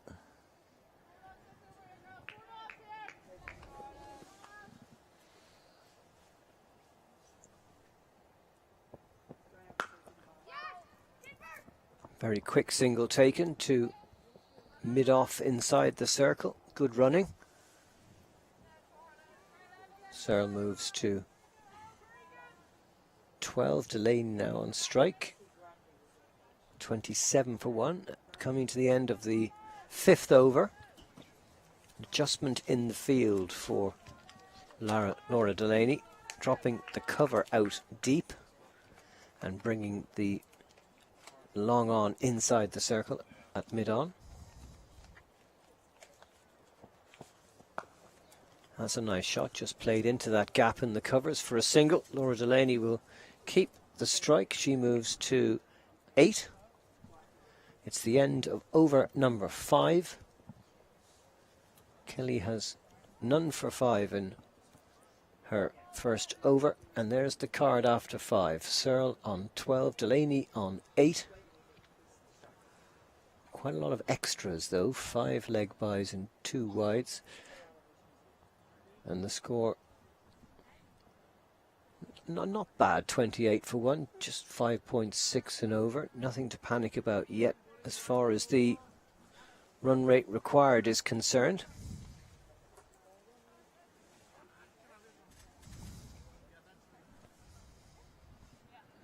At 7.6, not too worrying, but you wouldn't want to let it go too much higher.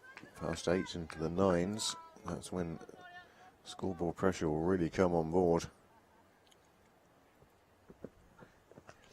Down the leg side. Hunter unable to stop it. Change in bowling at the far end. Claudia Green into the attack. New Zealander. One of 4 overseas players in this Dragons starting 11.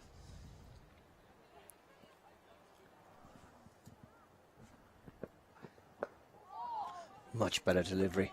Right on the spot, Robin Searle thinking about trying to play an attacking shot, but all she could do was just keep it out. Very good delivery. Well, we saw from the first delivery how Green is bringing it back into the right hander. The first delivery started on the bats, so it went down the leg side for the wide. But since then, she really is cramping up the bat. On this occasion, it sneaks past for another wide. But I wouldn't be too concerned if I was the Dragons captain and your bowler was getting it to move like that. It just only takes a slight adjustment of 3, 4, 5 inches on where it's pitching, and suddenly it's going to be a very difficult ball to deal with as a bat. Hit firmly to cover point, no run. You could see on that delivery, which it was outside the off stump, but Searle wasn't prepared to go fully after it because she was expecting it again to come back into her and cramp her for room. And when it went straight on, all she could do was play it out on the offside and take the single. Both deep fielders on the leg side at long leg and square leg. That's a great ball. Again, really cramping her up, and Searle had no shot there except to keep it out. And again, the setting of that field is to say with a deep square leg and deep fine leg, long leg, just goes to show how much she's bringing that ball back into the right hander and how much she's hoping to cramp them up. But if she strays, she does have that protection. That one was a bit wider, and a stumble by Robin Searle, and she has been stumped by Amy Hunter, and a second wicket has fallen in the power play. Robin Searle stumped Hunter, bowled Claudia Green for 12 runs. A big breakthrough that for the the Dragons, and a big setback for Typhoons, chasing this total of 142. Again, Searle just never appeared comfortable against this bowling. Each time it was cramping her up, and on this occasion it was wide. She came down the track, and once she missed it, she knew she was in grave danger. And the simplest of stumpings for Amy Hunter, and that will bring skipper Rebecca Stokell to the crease. And again, the side batting second today in these T20s, digging a little bit of a hole for themselves. So while the batters are changing, we'll have a change of commentary. And welcome back, Izzy.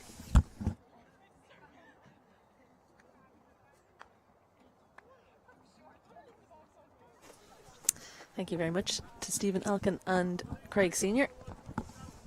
Isabel Joyce here alongside me. I have Celeste Rack and another Marion woman out in the middle. Rebecca Stokell comes out, the captain of Typhoons, at number 4 for the team that have 2 wins from 2 so far. But the Dragons have done well. Just 2 balls remaining in the power play, and they've kept them to 31, and crucially they've taken 2 wickets.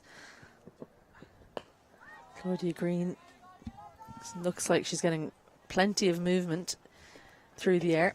What have you made of her so far, Raki? From that first ball she bowled that took off down the leg side, you could tell that it was a day that she was getting tons of movement. She looked quite good. And some very sharp work from Hunter behind the stumps there to take the big wicket.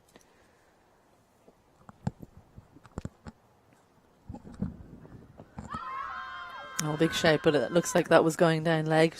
Rebecca Stokell didn't look too worried. So the end of the power play then, 31 for 2 are the Typhoons. Let's just take another look at if this one was it was close. I think it could be potentially be closer than what we think. And Claudia Green's bowled it, and it's hard to tell with the angle from that view there, but I would say that the decision was probably right. Yeah, there's a lot of movement there. Yeah, it's hard to give an LBW when the ball's moving that much.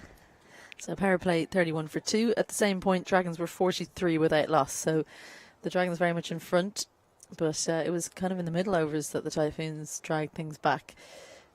The Typhoons will be hoping these 2, who are very much the engine room of the Typhoons batting lineup, will get things going now with the field spread. Cover, long on, mid-wicket and square leg are out, so there's lots and lots of space on the leg side. Quite a big boundary as well, so if you can place it right, there should be 2s on offer. Arlene Kelly continuing. Starts off with a slower delivery. Good quick single from Stokell-Delaney. Really good quick single considering the number of fielders that are supposed to be in on the one on the offside. Yeah, you'd be quite frustrated if you've set this field and it's still that easy to get the quick single. Very good batting from Delaney, very clever. Changing the field, long off, going back. It's Elise Noble there. Cover coming in, Lulu Little. You'll probably see her with ball in hand before too long. Cara Murray as well. The leg spin, I think they'll get her on to see if they can get a few more wickets. Good diving stop from Murray. Real pace off there from Kelly. Clever variations. We see them a lot from her at this stage of the game, just out of the power play.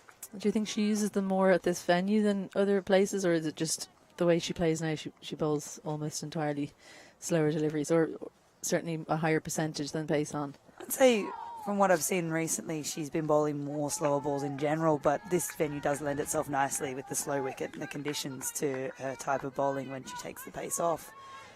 Have you noticed much of a difference? Yeah, I think she's just bowling more and more of them. But here, she bowls a lot of them. I mean, that delivery we just saw was almost like a leg spinner, the way that it turned.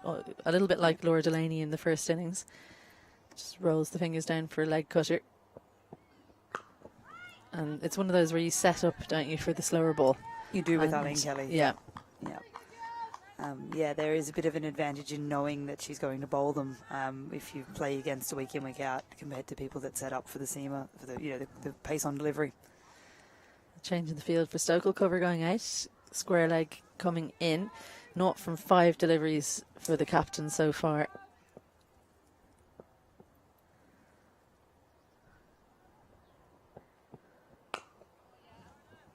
Make that 0 from 6. Wonderful day of cricket on in Ireland. National Cup and Irish Senior Cup quarterfinals. Super Series cricket here. It is getting into that stage of the season where there seems to be 4 or 5 games or competitions running at the same time. Youth Interpros are on as well. So lots to be keeping up with.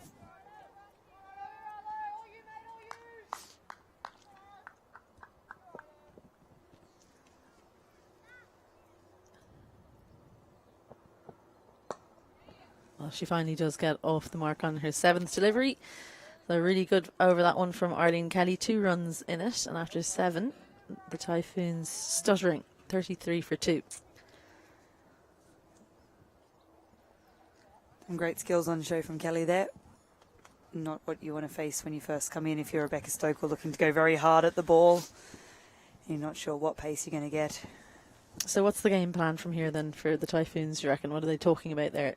I'd say they both have to stay positive, don't they? They have to keep trying to score, make sure that run rate doesn't creep up, despite losing a few quick wickets there. Both very experienced players, know their game very well, know each other's game very well. So I'd say there's no panic at all, and it's just a clear, focused plan of scoring. Claudia Green, no surprise, will continue. Cover long on, square leg out, and long off as well.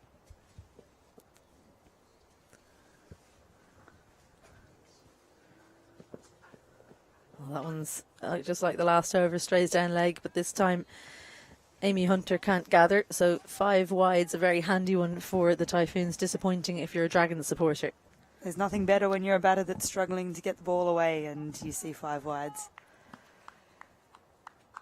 And has moved a long way in the air. Yeah, she's got to be careful about where she starts the ball, Claudia Green. That one probably started on off stump, but almost missed the wide line on the leg side, which you don't see very often. Much better, and that's a lot of movement in after pitched. And that's a tough length to play if there's that much movement.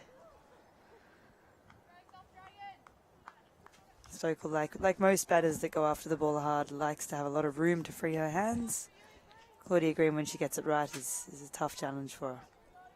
Well, she's such a tall batter, isn't she? So she's very good down the ground. One of the few women's cricketers in Ireland that can clear the ropes with regularity. Doesn't manage to beat Orla Prendergast in point on that occasion. Surprised to see Orla Prendergast fielding in that position. We usually see her on the boundary. It's unusual. With Rebecca Stokell, once an opener for Ireland, was seen to be an opener in T20. What do you think about her being further down the order, 4, 5? Yeah, I like it because, as I said, she's one of the only batters in the lineup that can beat the fielders when they're out on the boundary.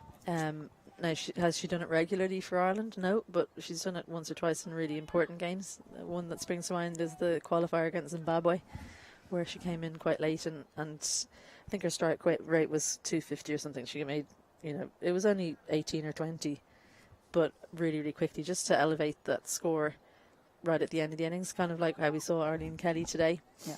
So that's the big money position, if you can do that. Oh, it's a big role, and the players that can do that in women's game are few and far between. So it's a handy skill to have.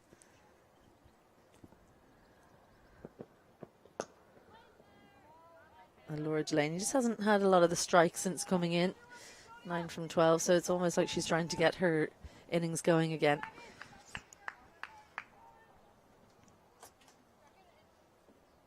.142 is the target, so run rate required just creeping up above 8, which is by no means unmanageable, but they'll want to start to keep up with that rate at this point. Pulled leg side, that was much too short from Green. Kaya McCartney in the deep of such an athlete, comes round and collects and returns with ease, so just the single. It is such a tough balance, isn't it? Trying to put the partnership together, trying to consolidate, and also not allowing that run rate to creep up. The required run rate. That's it, the required, not the scoring run rate. Yeah, you definitely want that to creep up. You absolutely do. And another wide, and again, Amy Hunter not able to stop that one. So this has been an expensive over, mainly through those extras. 10 wides in the over so far, just 2 extra deliveries, but they've both gone to the boundary. So Amy Hunter persisting, standing up to the stumps, but these wides down leg make it difficult for her. It's almost a guessing game, isn't it, when it goes down leg for wicketkeepers? And that one just not going into the weighting gloves. I think that one went just underneath. Must be so difficult in loose side of the ball.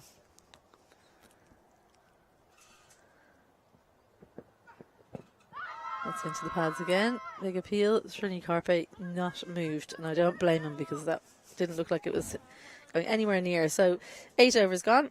Typhoons 45 for 2. Some very useful wides really helping that over for the Typhoons. 12 in it. 12 runs, I should say. 10 of them wides.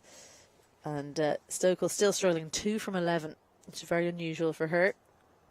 And there's only one thing worse than being 2 for 11, and that's being 2 out on the 12th. So she needs to make sure that if she's going to soak up these deliveries, that she scores heavily in their next 11 deliveries. Cara Murray, the leg spinner, will come on from the north end. So this is a really important matchup because in the Super 50 Cup, both of these batters were got out by Cara Murray in a game up in Belmont, both off full tosses. So they need to be careful about where they hit it. Orla Prendergast is waiting in the deep and on the leg side. And if you watch much of the Dragons cricket, you see that she is dangerous out there because she is so athletic, reads the game really well, and doesn't tend to drop them. So an important position for her. Straight away down the pitch, over the top, and Laura Delaney doesn't bother running until right at the end when she had a little bit of fear that it wouldn't reach the rope. It's a great shot there from Laura Delaney. If you're Cara Murray and you've just come on trying to settle into your spell, you haven't bowled too badly, your length's quite good, and Laura Delaney puts you away like that, you're already on the back foot. Very brave shot from Delaney considering how she was dismissed in the first game, trying to go over mid-off. She's caught a great catch in mid-off, and she still continues to hit the ball in the air. And that was it was a delivery just like that one that she got out to Cara Murray before. And can you tell us, as a leg spinner, what is it about leg spinning deliveries that makes people get out caught so often from full tosses? The interesting thing about leg spin is because there's more revolutions on the ball coming out as wrist spin, you get a little bit more drop. So when the batter goes to hit the full toss and their eyes light up, it often is in a different trajectory than what they think it's going to be, and the batter doesn't quite get it. It also feels like there's a lot of pressure that batters put on themselves to hit the full toss for 6. So a lot of people will really try and attack it rather than just putting it into space along the ground, being safe. So leg spin, sometimes the worst balls can be the most effective. Good space from Rebecca Stokell, finds the gap between the 2 points there, gets enough pace on it as well to get a boundary. So this opening over from Cara Murray is turning out to be a pretty expensive one, and there's still a couple of deliveries remaining. And that's the perfect example there where Murray bowled this a little shorter and wider than what she'd planned. It wasn't a particularly good ball, and Stokell kept ahead and very safely put it away through the gap. Well, that will help with her scoring rate and her strike rate.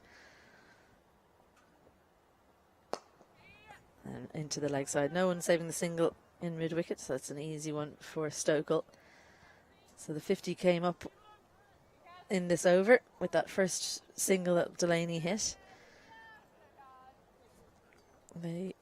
That required run rate just coming down ever so slightly, just below 8, so that'll be pleasing for the Typhoons to see. A bit of indecision from Laura Delaney. Thought about coming down, in the end played a back foot shot and missed. So good finish to the over from Murray. 10 from it, 9 gone, and the Typhoons 55 for 2. It was well negotiated by the two batters, really stamping their authority on that over and putting Murray on the back foot there. So as a leg spinner, are you more pleased about getting wickets from full tosses, or would you prefer it to be like a proper churning delivery, someone runs past one or something like that? You'd definitely rather bowl your best ball and get a wicket with that, but sometimes there's a bit of satisfaction out of bowling something terrible and Orla Prendergast sailing across the boundary and taking the wicket, because you're going to bowl your best ball the next ball, obviously. Yeah. But no, it's a tough skill, and anyone that's tried it out for any length of time, we all respect each other. We know what each other have been through. Well, it's definitely not for the faint-hearted. Here comes Kaya McCartney now with her off spin. Starts off with a wide. Sure, you bowled left arm spin for a good period of time in your career. How did you find it compared to bowling seam? It's much more fun, actually. You don't have to do as much fitness either. You can bowl forever. But no, I probably preferred being a seamer, I think. They're going to take on the throw of Dalzell. Good running from Stokell. The big steps of Stokell. She gets back for 2 pretty easily in the end. She moves very well for a tall woman. She gets through the crease quick. I always think it's such a funny one to say when people say it fields well for a tall person. I just say they have longer arms. It's than true. Short people, It's you know. true. It's all in proportion. I'll never understand their struggle. Neither of us will, let's be honest. vertically challenged here in the commentary position. That's it. Some more than others. Come on. We're definitely the shorter commentary pair today. Yeah. The others have us covered. The lads do. Stephen hasn't been called tall before, but you are in this team, Stephen. Nice full delivery down the ground. We often see Kaya McCartney bowling around the wicket, just choosing to come over. She often takes the new ball. It's quite a tough skill, bowling off spin with the new ball and bowling around the wicket. So good to see her changing it up. Rebecca Stokell trying to get some attention there. And I don't see too many off spinners in Ireland as they change the field now, but too many off spinners in Ireland without a deep square leg. Yeah. And Kaya was bowling without a deep square leg, which is a tough skill. Well, it was for Stokey, right? So she's swapped that around. Mid-off has come in. That said, Stokell-Delaney isn't a renowned sweeper of the ball compared to other options. No, I was talking to her about sweeping actually recently, and she sweeps pretty much online. But not to do at the field. So, but if she had seen that fielder in, I think she would have taken it on. It's something she's working on. A lot of the time, because she is so good down the ground, a lot of those balls on leg stump, that one is an example. She does like to take down the ground. But it's great to hear that she's expanding her game, and she's a very dangerous player, Delaney. Yeah, she's definitely fearful of it. I think if you're a sweeper, then you can overdo it. If you're not a sweeper, then it can be hard to persuade yourself to do it. Stokell on strike now, so that square leg comes in. Long off goes back. Stokell definitely not a sweeper of the ball. And it's been a good opening over this from Kaya McCartney. She replaces Claire Green, who had those 2 5-wides in her previous over. So it did need someone to come on and stem the flow of runs somewhat.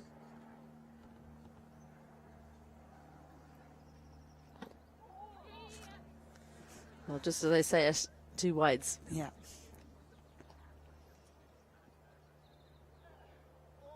Oh, well, in fact, obviously Rebecca Stokell touched it. So, oh yeah, it hit the back of her bat. It hit the back of her bat on the follow through. What a strange one. I have seen someone play that shot and get caught and slip. Oh no. Yeah, have a look there. And there, that's the point at which she's hit it with the back of her bat. That's why I think she's laughing so hard she can barely run. Never a dull moment. Half of the innings is done for the Typhoons. These two have come together and started scoring a little bit more quickly.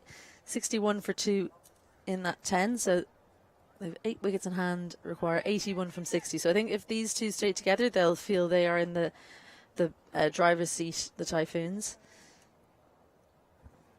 But the Dragons know they just need 1, maybe 2 wickets and they'll be back on top. So it's very much in the balance here. Yeah. Very, very exciting point to be at in the game. But yeah, you're right. Wickets are imperative for the Dragons. Yeah, they have to. If these two stay in, it should be the Typhoons game. Yeah, exactly. We're just having a break because Stokell must have had an impact with the helmet. Have a look at that Manhattan. That was.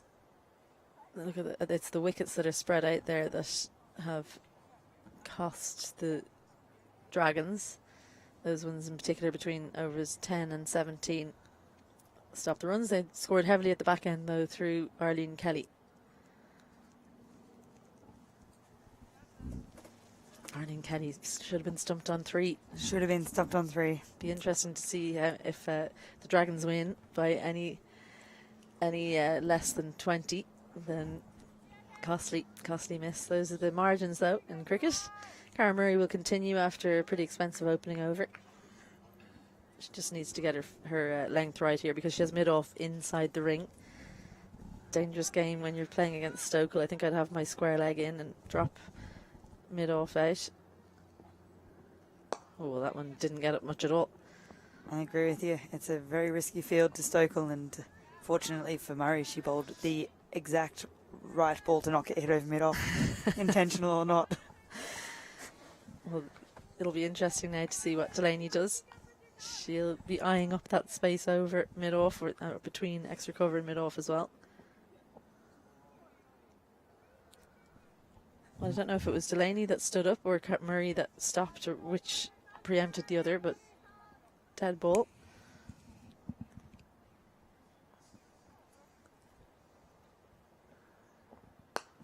Dances down, finds Arlene Kelly in extra cover. Sharply hit, but just didn't direct it well. And you're right, she's eyeing off between mid-off and extra cover there and just didn't quite get the ball where she wanted it. Well, there's the shorter delivery. Good length and a good line that against Delaney with the field that she has set. It does feel like something's going to happen very, very soon. Either one of these two is going to take Murray down or she'll get one of them out. It doesn't feel like they're going to just continue to knock it around. Deft touch from Stokell. Kai McCartney running after it. And unfortunately, she makes a little bit of a meal of that. Kai McCartney just dived after it a little bit too soon, and that one finds the rope. Clever batting. Very clever option there from Stokell. Murray with a bit more pace on the ball, trying to avoid getting hit straight. And lovely touch there. That's the problem with going with your dominant hand sometimes. If you can use both hands in training, that's exactly why you need to, because Kai McCartney went all the way around that to use her right hand and ended up missing out because of it. Much fuller floated delivery from Cara Murray there. Missed out Rebecca Stokell.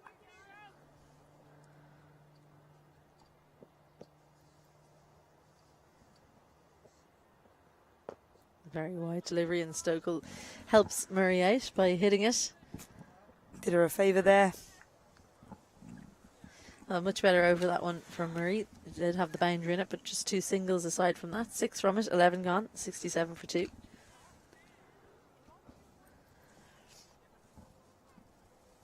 Well, I said it felt like something was going to happen and nothing really did, so shows what I know. Kai McCartney will continue. 75 from 54 required. The good news for the Typhoons is wickets in hand. There are 8 of them, but they really need one of these two probably to bat through, especially at this point, because the runs to win to balls remaining ratio is just getting a little bit tricky.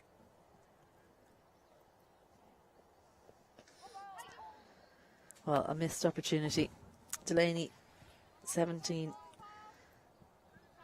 Could this miss stumping be the catalyst to a big partnership? Well, Is that in the other innings? Whenever you survive, or you survive Yeah. a chance, they always say make them pay.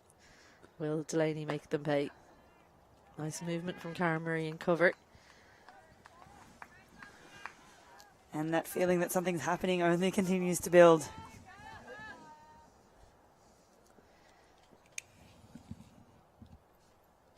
Sun coming out now here in Oak Hill. Oh, she's so keen to come down the pitch, and that the problem for Laura Delaney is that when bowlers know that, they can adjust their plans accordingly. And Kai McCartney very cleverly bowling that one a little bit quicker, a little bit shorter. There's the full toss, and it's a horror of a piece of cricket because she sent it straight down the throat of the fielder at long on. She's having a look at Srini Karpe, wondering is it a no ball, but Steve Wood at square leg says no, it was on its way down. And good catch taken in the deep. Kai McCartney, I don't think that's the delivery she would have wanted to get the wicket with, but it's been successful. So that missed stumping has cost them absolutely nothing, as Laura Delaney goes for 17 and Typhoons lose their third, 67 for 3. And that's exactly what we were saying about the full toss. It is coming. We know all spinners bowl them every now and then, and you've got to have a plan for it. But in this case, it's got the Irish captain out. It's got one of the best players in Ireland at the moment has to depart. So McCartney has done well here. Yeah, let's have a look at just how high this one is. Delaney decided to come down. Yeah, it was definitely above waist height when she made contact, but the point is that where she started would it have been above waist height, and I don't think it would have been. So a bit of bad luck for her. That's what happens when you preempt coming down the pitch, though, sometimes. And Ava Canning is the new batter, joining Rebecca Stokell out in the middle. One of the taller batting partnerships that are going around, just to keep the theme of heights going. Having bowled Stokell-Delaney, she does make a lot of ground getting down the pitch. So I can see where Steve Wood was coming from when he decided that was still had time to come down. She gets a lot further out than what you think. She makes a lot of reasonably good length balls into low full tosses. Yeah, couldn't agree with you more. Kai McCartney then on a wicket maiden at the moment, dragged down. Real drag down. Ava Canning missing out. 75 now from 49 required. 7 wickets in hand. And there's a full toss as well. So it won't be the wicket maiden, just the single off the final delivery of the over. She won't mind that though, Kai McCartney. She's got the big wicket of Laura Delaney. 12 overs gone. And the Typhoons in a little bit of trouble now. 68 for 3. Ava Canning's had an elevation up the order this year for the Typhoons, going from what would always be considered as a bowling all-rounder to playing a bit more of a role in the middle order. What do you think for her is the most important thing for her to focus on in this chase? Yeah, good question. I think for her, especially when you come in, so 6 bowlers used so far. Best of them has been Kelly. Just gone for 7 runs in her 2 overs. Wickets as well for Dalzell, Green and McCartney. That big wicket of Laura Delaney just now. Well, it'll be another new bowler though, Louise Little, or Lulu as most people call her. For Ava Canning, I would say just make sure you get a single off every ball. Get into your innings. If you can do that from the very, very start of your innings, then you're in before you know it. It's when people try and get boundaries straight away, they're searching for them, that I think they struggle a little bit. That's not to say you don't take a boundary if it's on offer like that one was, because that's 4 runs straight off the bat. So Louise Little a little bit unlucky, but with the field she is set, she probably needs to bowl a little bit straighter. And that's the ball that you want to play yourself in. A little bit of width, bit short, hands through it. It's a difficult field to bowl to for a seamer. Third is out now, cover as well. And then the 2 straights, mid-wicket and long on.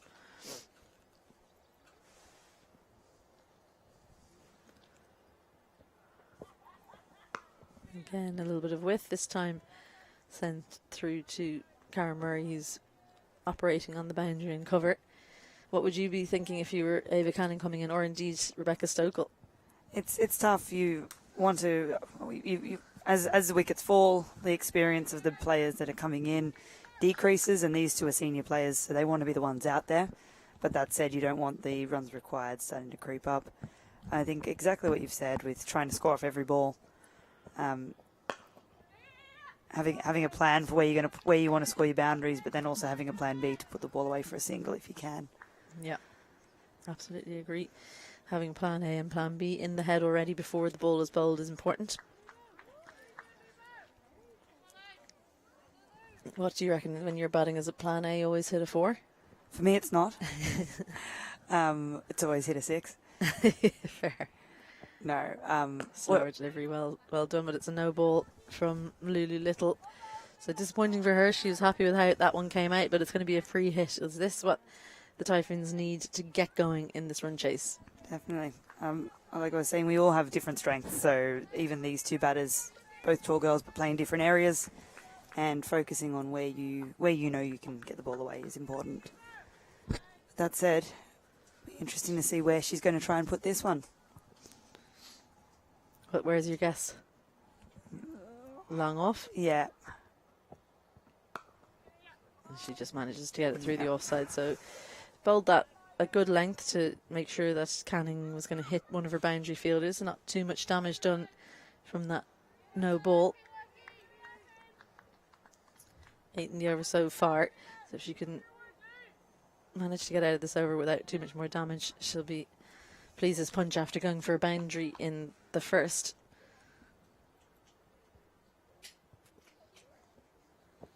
Another slower ball.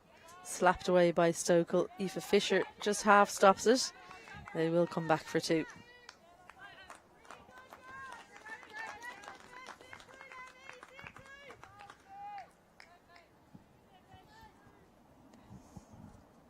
In the over so far.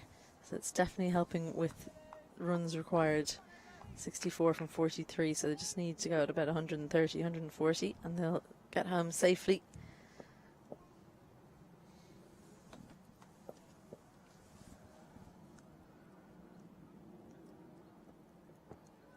Dances down. This is a chance in the deep. Talia Dunn coming underneath it, but it's got just over the rope. 6 runs, so this is the over that the Typhoons really wanted. It's a big one, and they're just waiting to confirm, but it is 6. Walk down. Didn't even really get all of that, but that just shows the hitting power of Rebecca Stokell. Bottom hand comes through. And Talia Dunn, well, I think if she'd been standing on the rope, she would have been a good chance to take that catch, but she was just slightly in. That's crept over the rope for 6. So after 13, 84 for 3. And we'll have a change in the commentary position to take you home. It's Craig Senior and Stephen Alkin.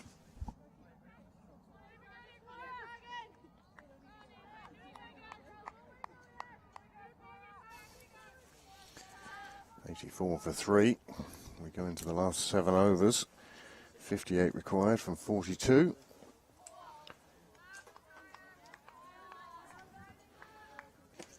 Cara McCartney, she's done a super job. 2 overs into a third now, 1 for 7 at the moment.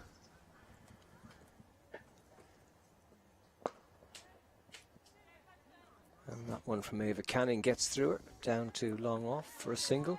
I was just saying to you how much the Typhoons needed a big over, and they just got one. It keeps them in the hunt. Indeed it does.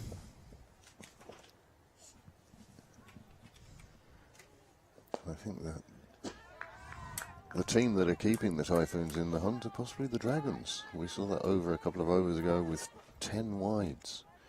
Now, it was only 2 deliveries, but both of them went to the boundary. 3 runs for the Typhoons. That's a good shot. Too wide-ish long on, but well fielded, so just a single.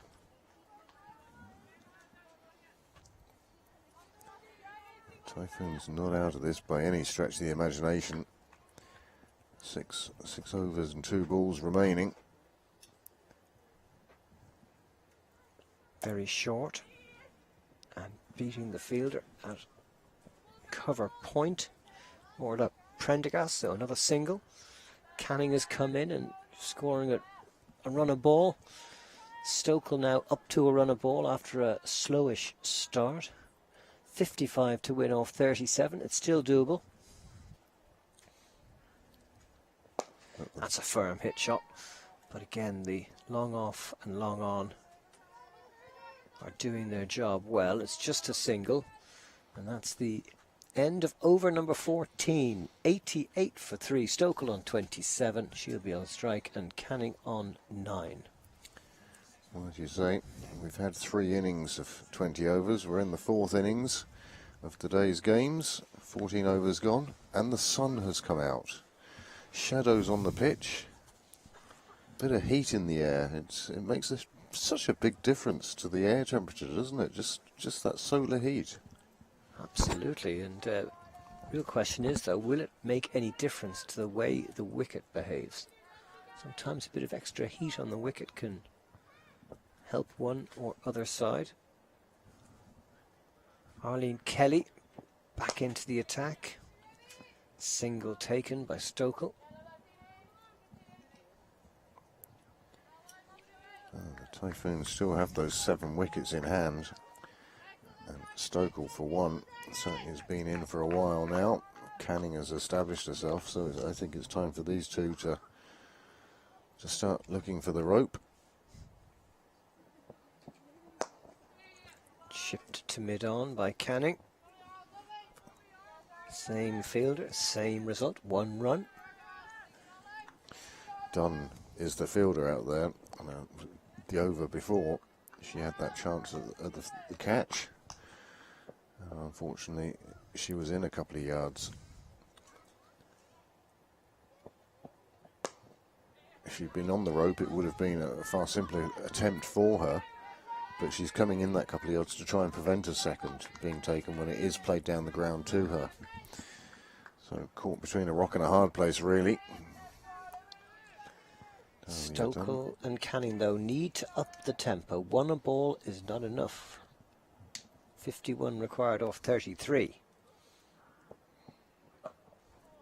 No need to panic just yet, but they will probably need at least 1 boundary per over. And a good bit of other scoring. A lot of shots. scampering, you're suggesting. A lot of quick running between the wickets. 2 tall girls. You'd imagine they'd be pretty quick between the wickets. We'll see if they can turn 1s into 2s. That one's pulled away to deep mid-wicket. Orla Prendergast is there. Score is ticking, but it needs to just run a little faster. Just 4 off this over so far. 1 ball to go. Kelly is bowling well. It's a bit like the watch clock at the moment. The second hand is only clicking by slowly, 1 at a time. Really, they need jumps much bigger. And again, it's a firmly hit shot down to mid-on. It's the end of over number 15. The score is 93 for 3 after 15 overs. It was 98 for 2. Not much difference. It's a close match. Could go either way. It could indeed. There's 5 overs to go, 49 required. They need 10 and over.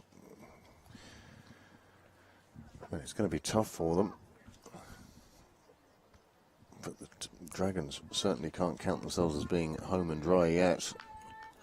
Absolutely not, but they still have a couple of overs left from Orla Prendergast and Alana Dalzell. It'll be interesting to see how they use their bowlers. They're persisting with spin now with Kaya McCartney. They could get 2 here, but they've just ambled the single. Not really putting pressure on the deep fielders. And pressure can help to create mistakes. That was a good delivery. Just outside the off stump. Canning thought it was a bit wider and found herself quite cramped in the end. But good bowling from McCartney.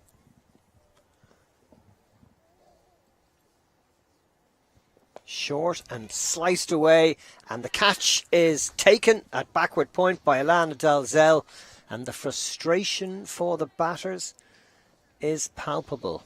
Another wicket falls, the 4th down at 94. That could be the crucial partnership broken. Who knows? Yeah. Canning out, caught Dalzell, bowled McCartney for 11. And after 15.3 overs, 94 for 4. Well, that leaves the Typhoons really in a bit of trouble now. Well, they were the winners in the first game today. But at the moment, this game not quite going the way they wanted. Chasing has proved to be very difficult here in Oak Hill today. Both games, this team batting first have got what we consider to be only slightly above par. And it's been enough to win the first game. Will it be enough to win the second game? Georgina Dempsey coming in now. She came in the first game and hit a couple of big balls, but she needs to do it for, well, a few overs now.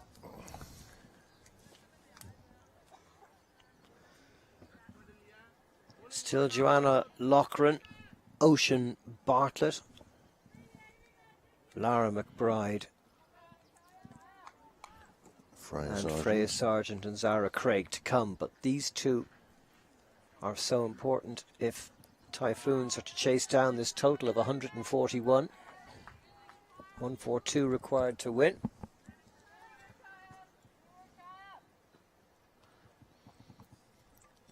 Cara McCartney, this is a super over, just 1 run off the bat. And just 1 ball to go. It's exactly what the Dragons wanted when they wanted it.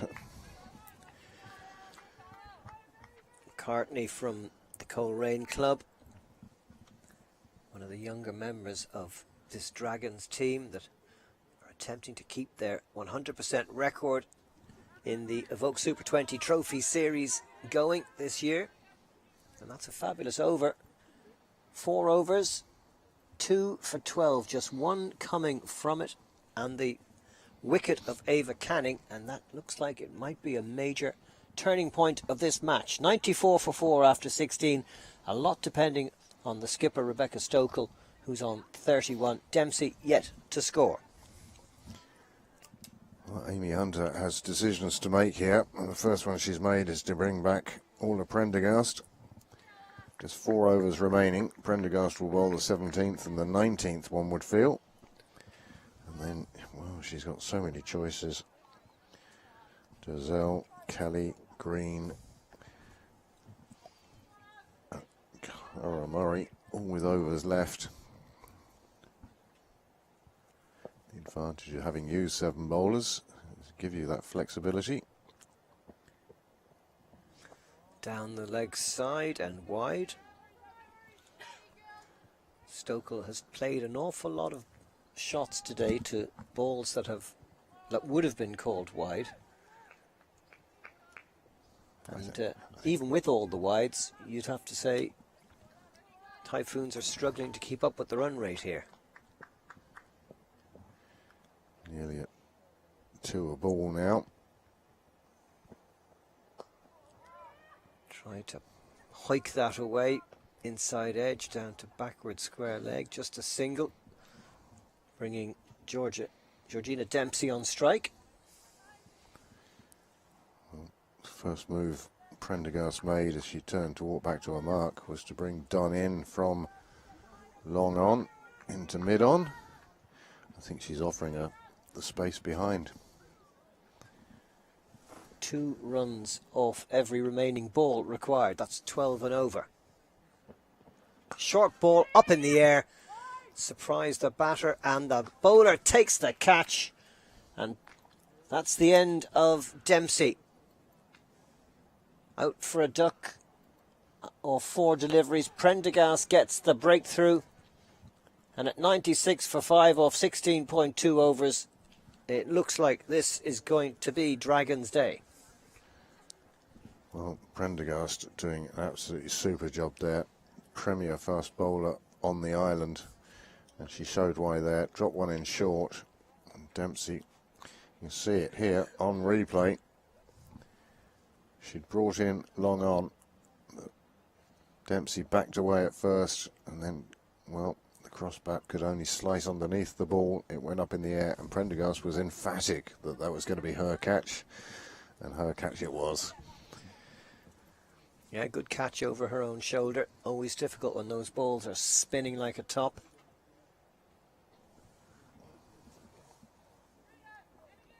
So 5 wickets down now for 96. And things looking a little bit bleak for Typhoons, but I'm sure Joanna Loughran will have other ideas. Joining Rebecca Stokell at the crease. In some ways, Rebecca Stokell's done very well to score at a runner ball when she's playing the lead role. Pulled away off the toe end of the bat for a single to backward square leg. Off the mark. Wonder if Stokell will have a go now, just thinking she has to do something spectacular. There's no point in just playing ones to long on. Oh, see, the problem is with 21 balls remaining, 9 of those belong to Orla Prendergast.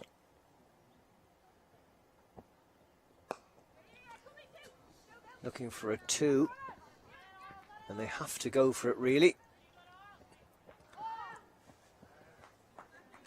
The return was quick, but Prendergast not quite able to get the ball on the stumps in time, so no run out, but there was an opportunity. She was halfway down the track and a follow through, came back towards the stumps, takes the ball in front of them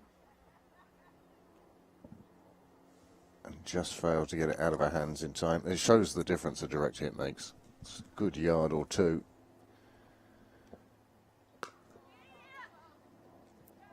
Nice fielding in the ring. Yeah, by Dalzell, very good. The ground play by the Dragons has been very good today. Kept the pressure up. That's the end of Prendergast's third over. 1 for 14. Not a bad return. 100 has come up for the loss of 5 wickets, with 17 overs gone. 1 ball to come in the over. There was a bit of confusion there. I thought over had been called.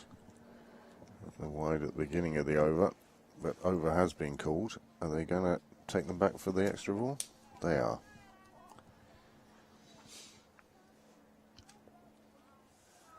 Well, that confuses everybody on and off the pitch. Yeah.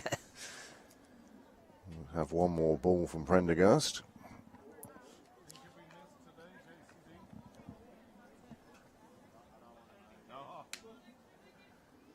It's absolutely glorious here today. Sun there on the far hills.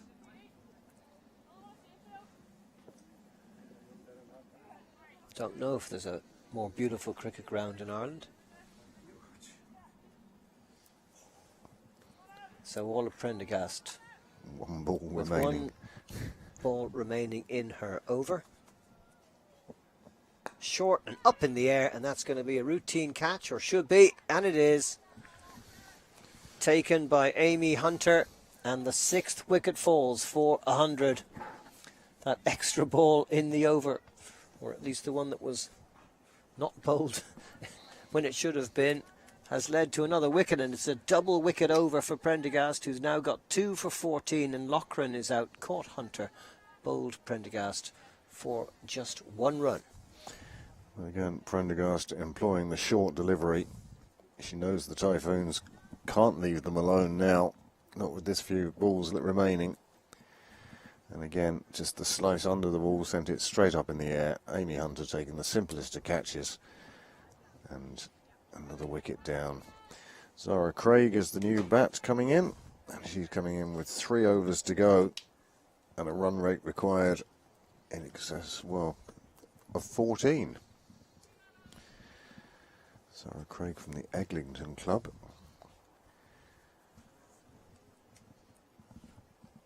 She's come in with a side in a very difficult position. Her skipper came in at number 4 and is still there now. But with 42 to win, and just those 3 overs, as I say, one of those overs to be bowled by Orla Prendergast, who took 2 wickets in her previous over, and has put the Typhoons deep into a dark hole. And just a single for Stokell off that first delivery of the Dalzell over. Dragons happy to give a single on any delivery right now. They are completely in control of this match. On strike, batting at number 8 is Zara Craig.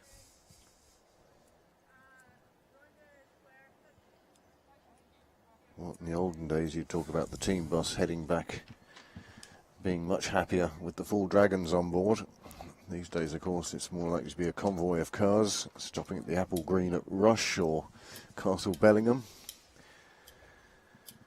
But either way, those travelling back up north will have the smiles on their faces today. Yeah, it'll be 2 wins out of 2 for them in this Evoke Super 20 Trophy Series. A series that will resume on July the 7th here in Oak Hill, when Scorchers take on Typhoons and Dragons.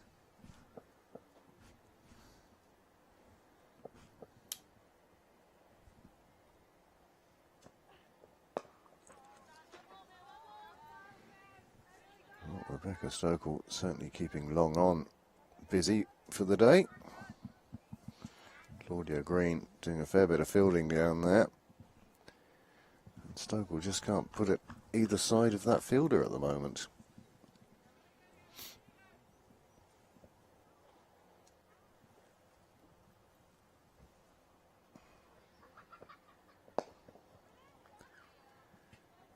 Nice shot for Craig for no run.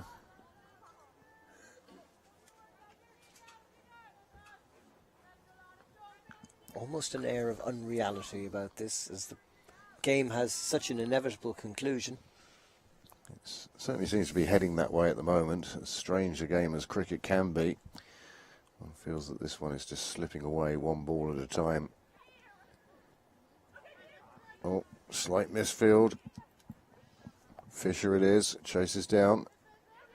And they're going for the third as well, which Stokell gets good running between the wickets after the slight misfield.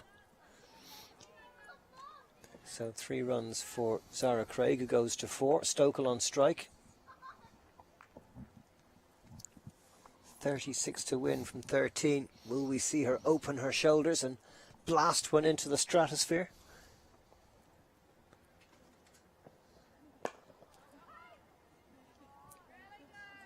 Well, she may have wanted to, her head going back after the shot when she realised just how little power she'd actually managed to transfer to the ball. She really looked to clear the fielder in the ring, but it wasn't to be. And they should have taken a single anyway. At least would have got Stokell on strike. But 6 off the over. Dalzell bowling economically. 3 overs now, 1 for 16. 18 gone, 106 for 6. And that 36 runs to win seems a long way away, especially with Orla Prendergast about to bowl her 4th over.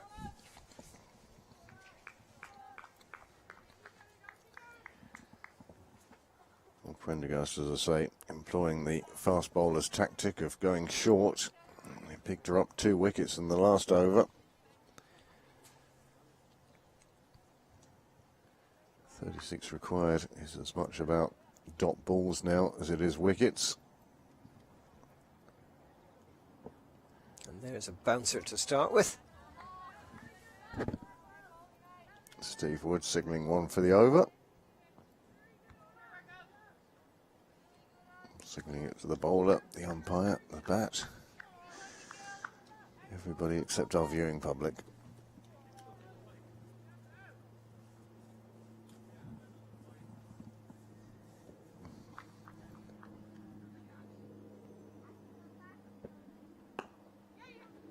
Single this time, 2 square. Nobody there.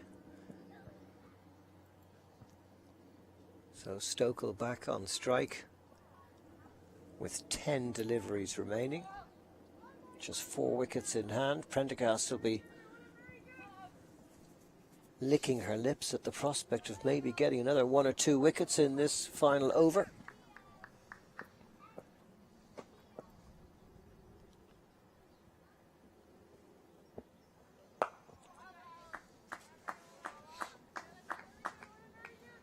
Off the toe of the bat into the covers. Stokell 38 off 38. Craig back on strike. Even at a run of ball, the match has an inevitable conclusion about it. It's been slipping away from the Typhoons like sand in an egg timer.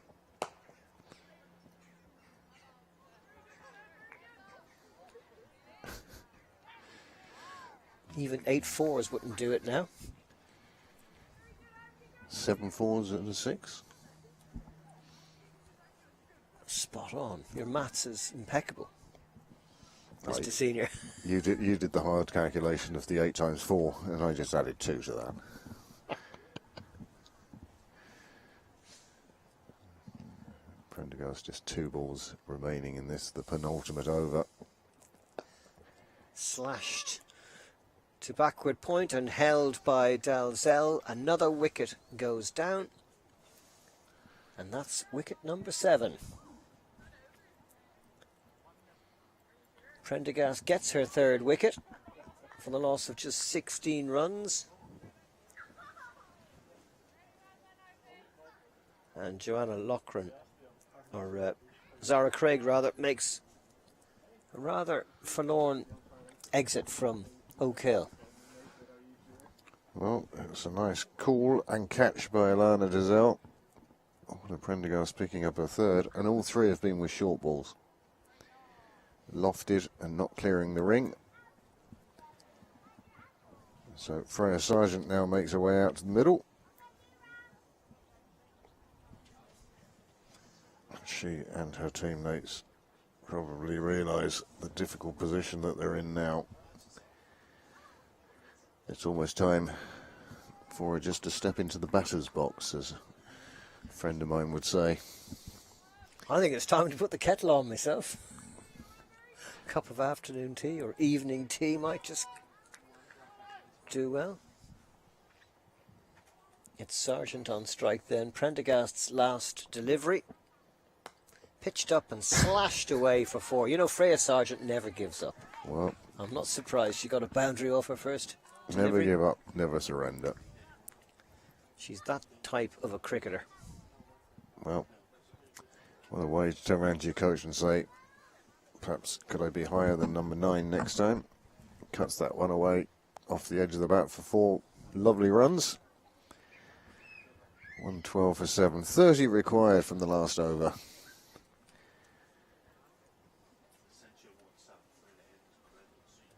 Well, And the sun shining brightly for the first time today. Shining on the Dragons parade as they keep their 100% record going and inflict on the Typhoons their first defeat. Could be a good series this year, especially if the Scorchers come to the party. We know they have the talent to do it.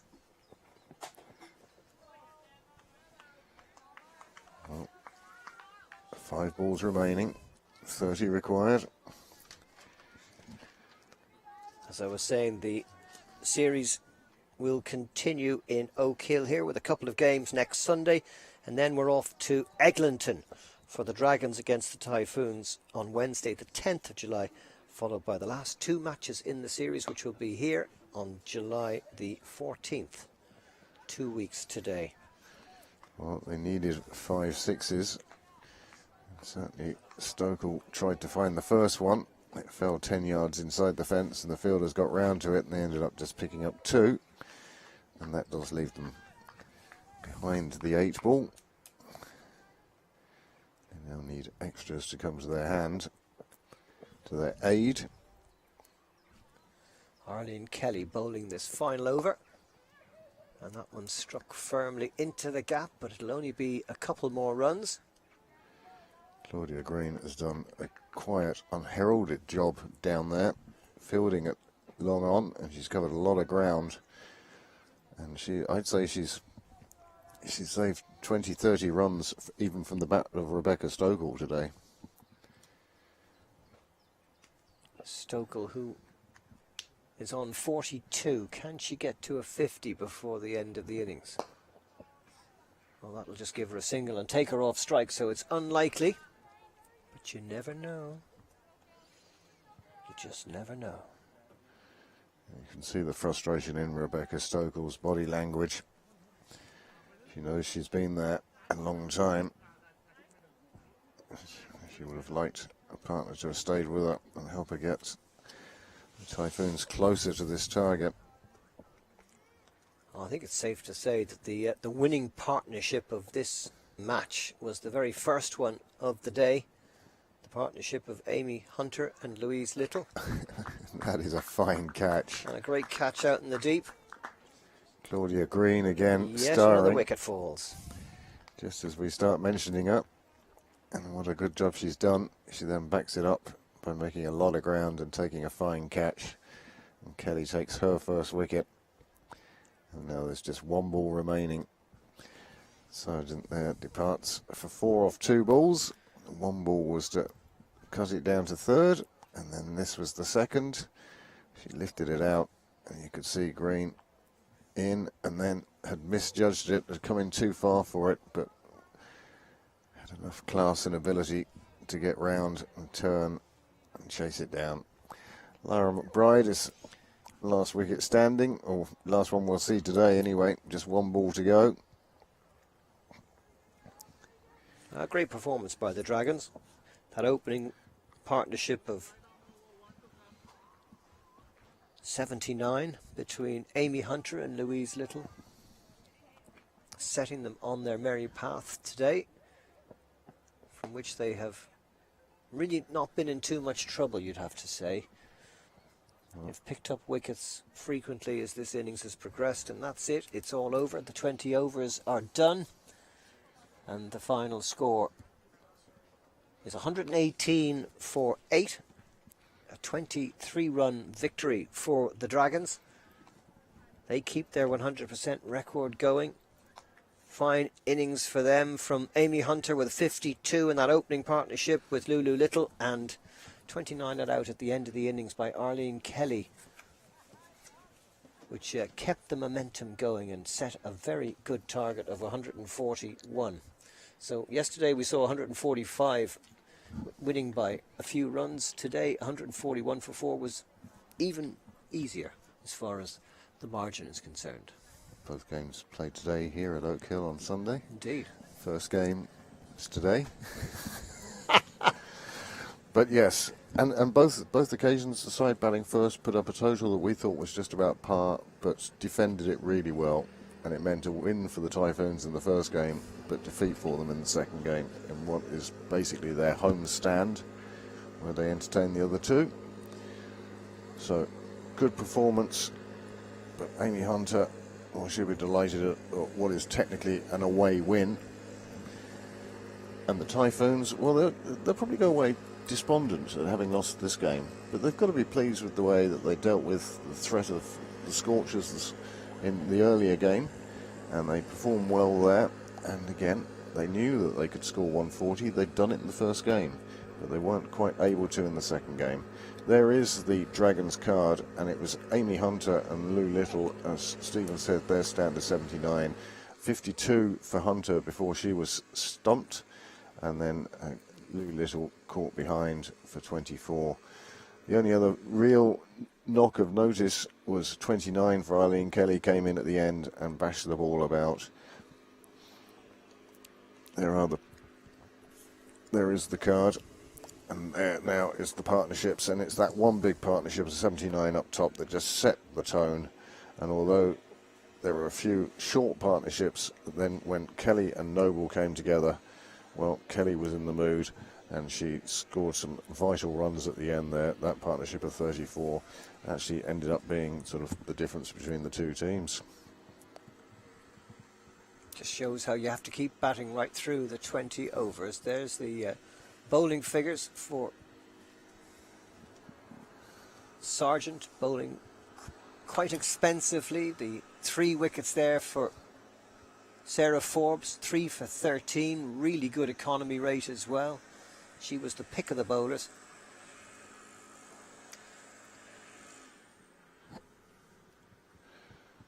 Well, the players having a debrief as we look at the Typhoons batting. And Stokell, well, she stood tall, but all around her there wasn't much else happening. Delaney 17, Searles 12, Canning's 11, but none of them really got going, and that meant that a lot of pressure was on Rebecca Stokell, and she found that hard to deal with today. Just kept picking up the singles where perhaps on another day she'd have found the boundaries. 43 off 42. The amount of extras for both teams, I think, is too high, and they'll want to review that. But of course, this figure of 23 does include those 2 deliveries that went for 5 wides. As regards to the partnerships, well, there are a few at the top order, but then you can see that really the Typhoons just faded away at the end with partnerships of 2, 4, 8, 9 and 1, and it wasn't to be their day. Yeah, it's very hard to keep the momentum when you're trying to score 10 or more per over. And there's the bowling figures. 3 for 20 for Orla Prendergast. As you said, all off short deliveries. Very good economy rate from McCartney, who had 2 for 12. Just 3 per over on the economy rate side. And they did enough. They bowled well, they fielded well, and certainly they batted the better of the two teams. And that's why this match summary shows that they have won this match by 23 runs, keep their 100% record in the Evoke Super 20 Trophy Series alive. For the Dragons, well, there will be other days, some coming up very shortly. All these sides will be in action next Sunday here in Oak Hill. There's confirmation that in a week's time we'll be back here in this beautiful ground. We hope the sun will shine that day as it is shining now. Next week it'll be Scorchers against Typhoons, and then the Scorchers against the Dragons, and that all starts at 10:45 next Sunday morning. I hope you can join us for that. From Isabel and Craig. and Craig Celeste. and Celeste and all of us here in Oak Hill, I'd just like to say thanks to the production team, thanks to you all for watching, and goodbye from Oak Hill.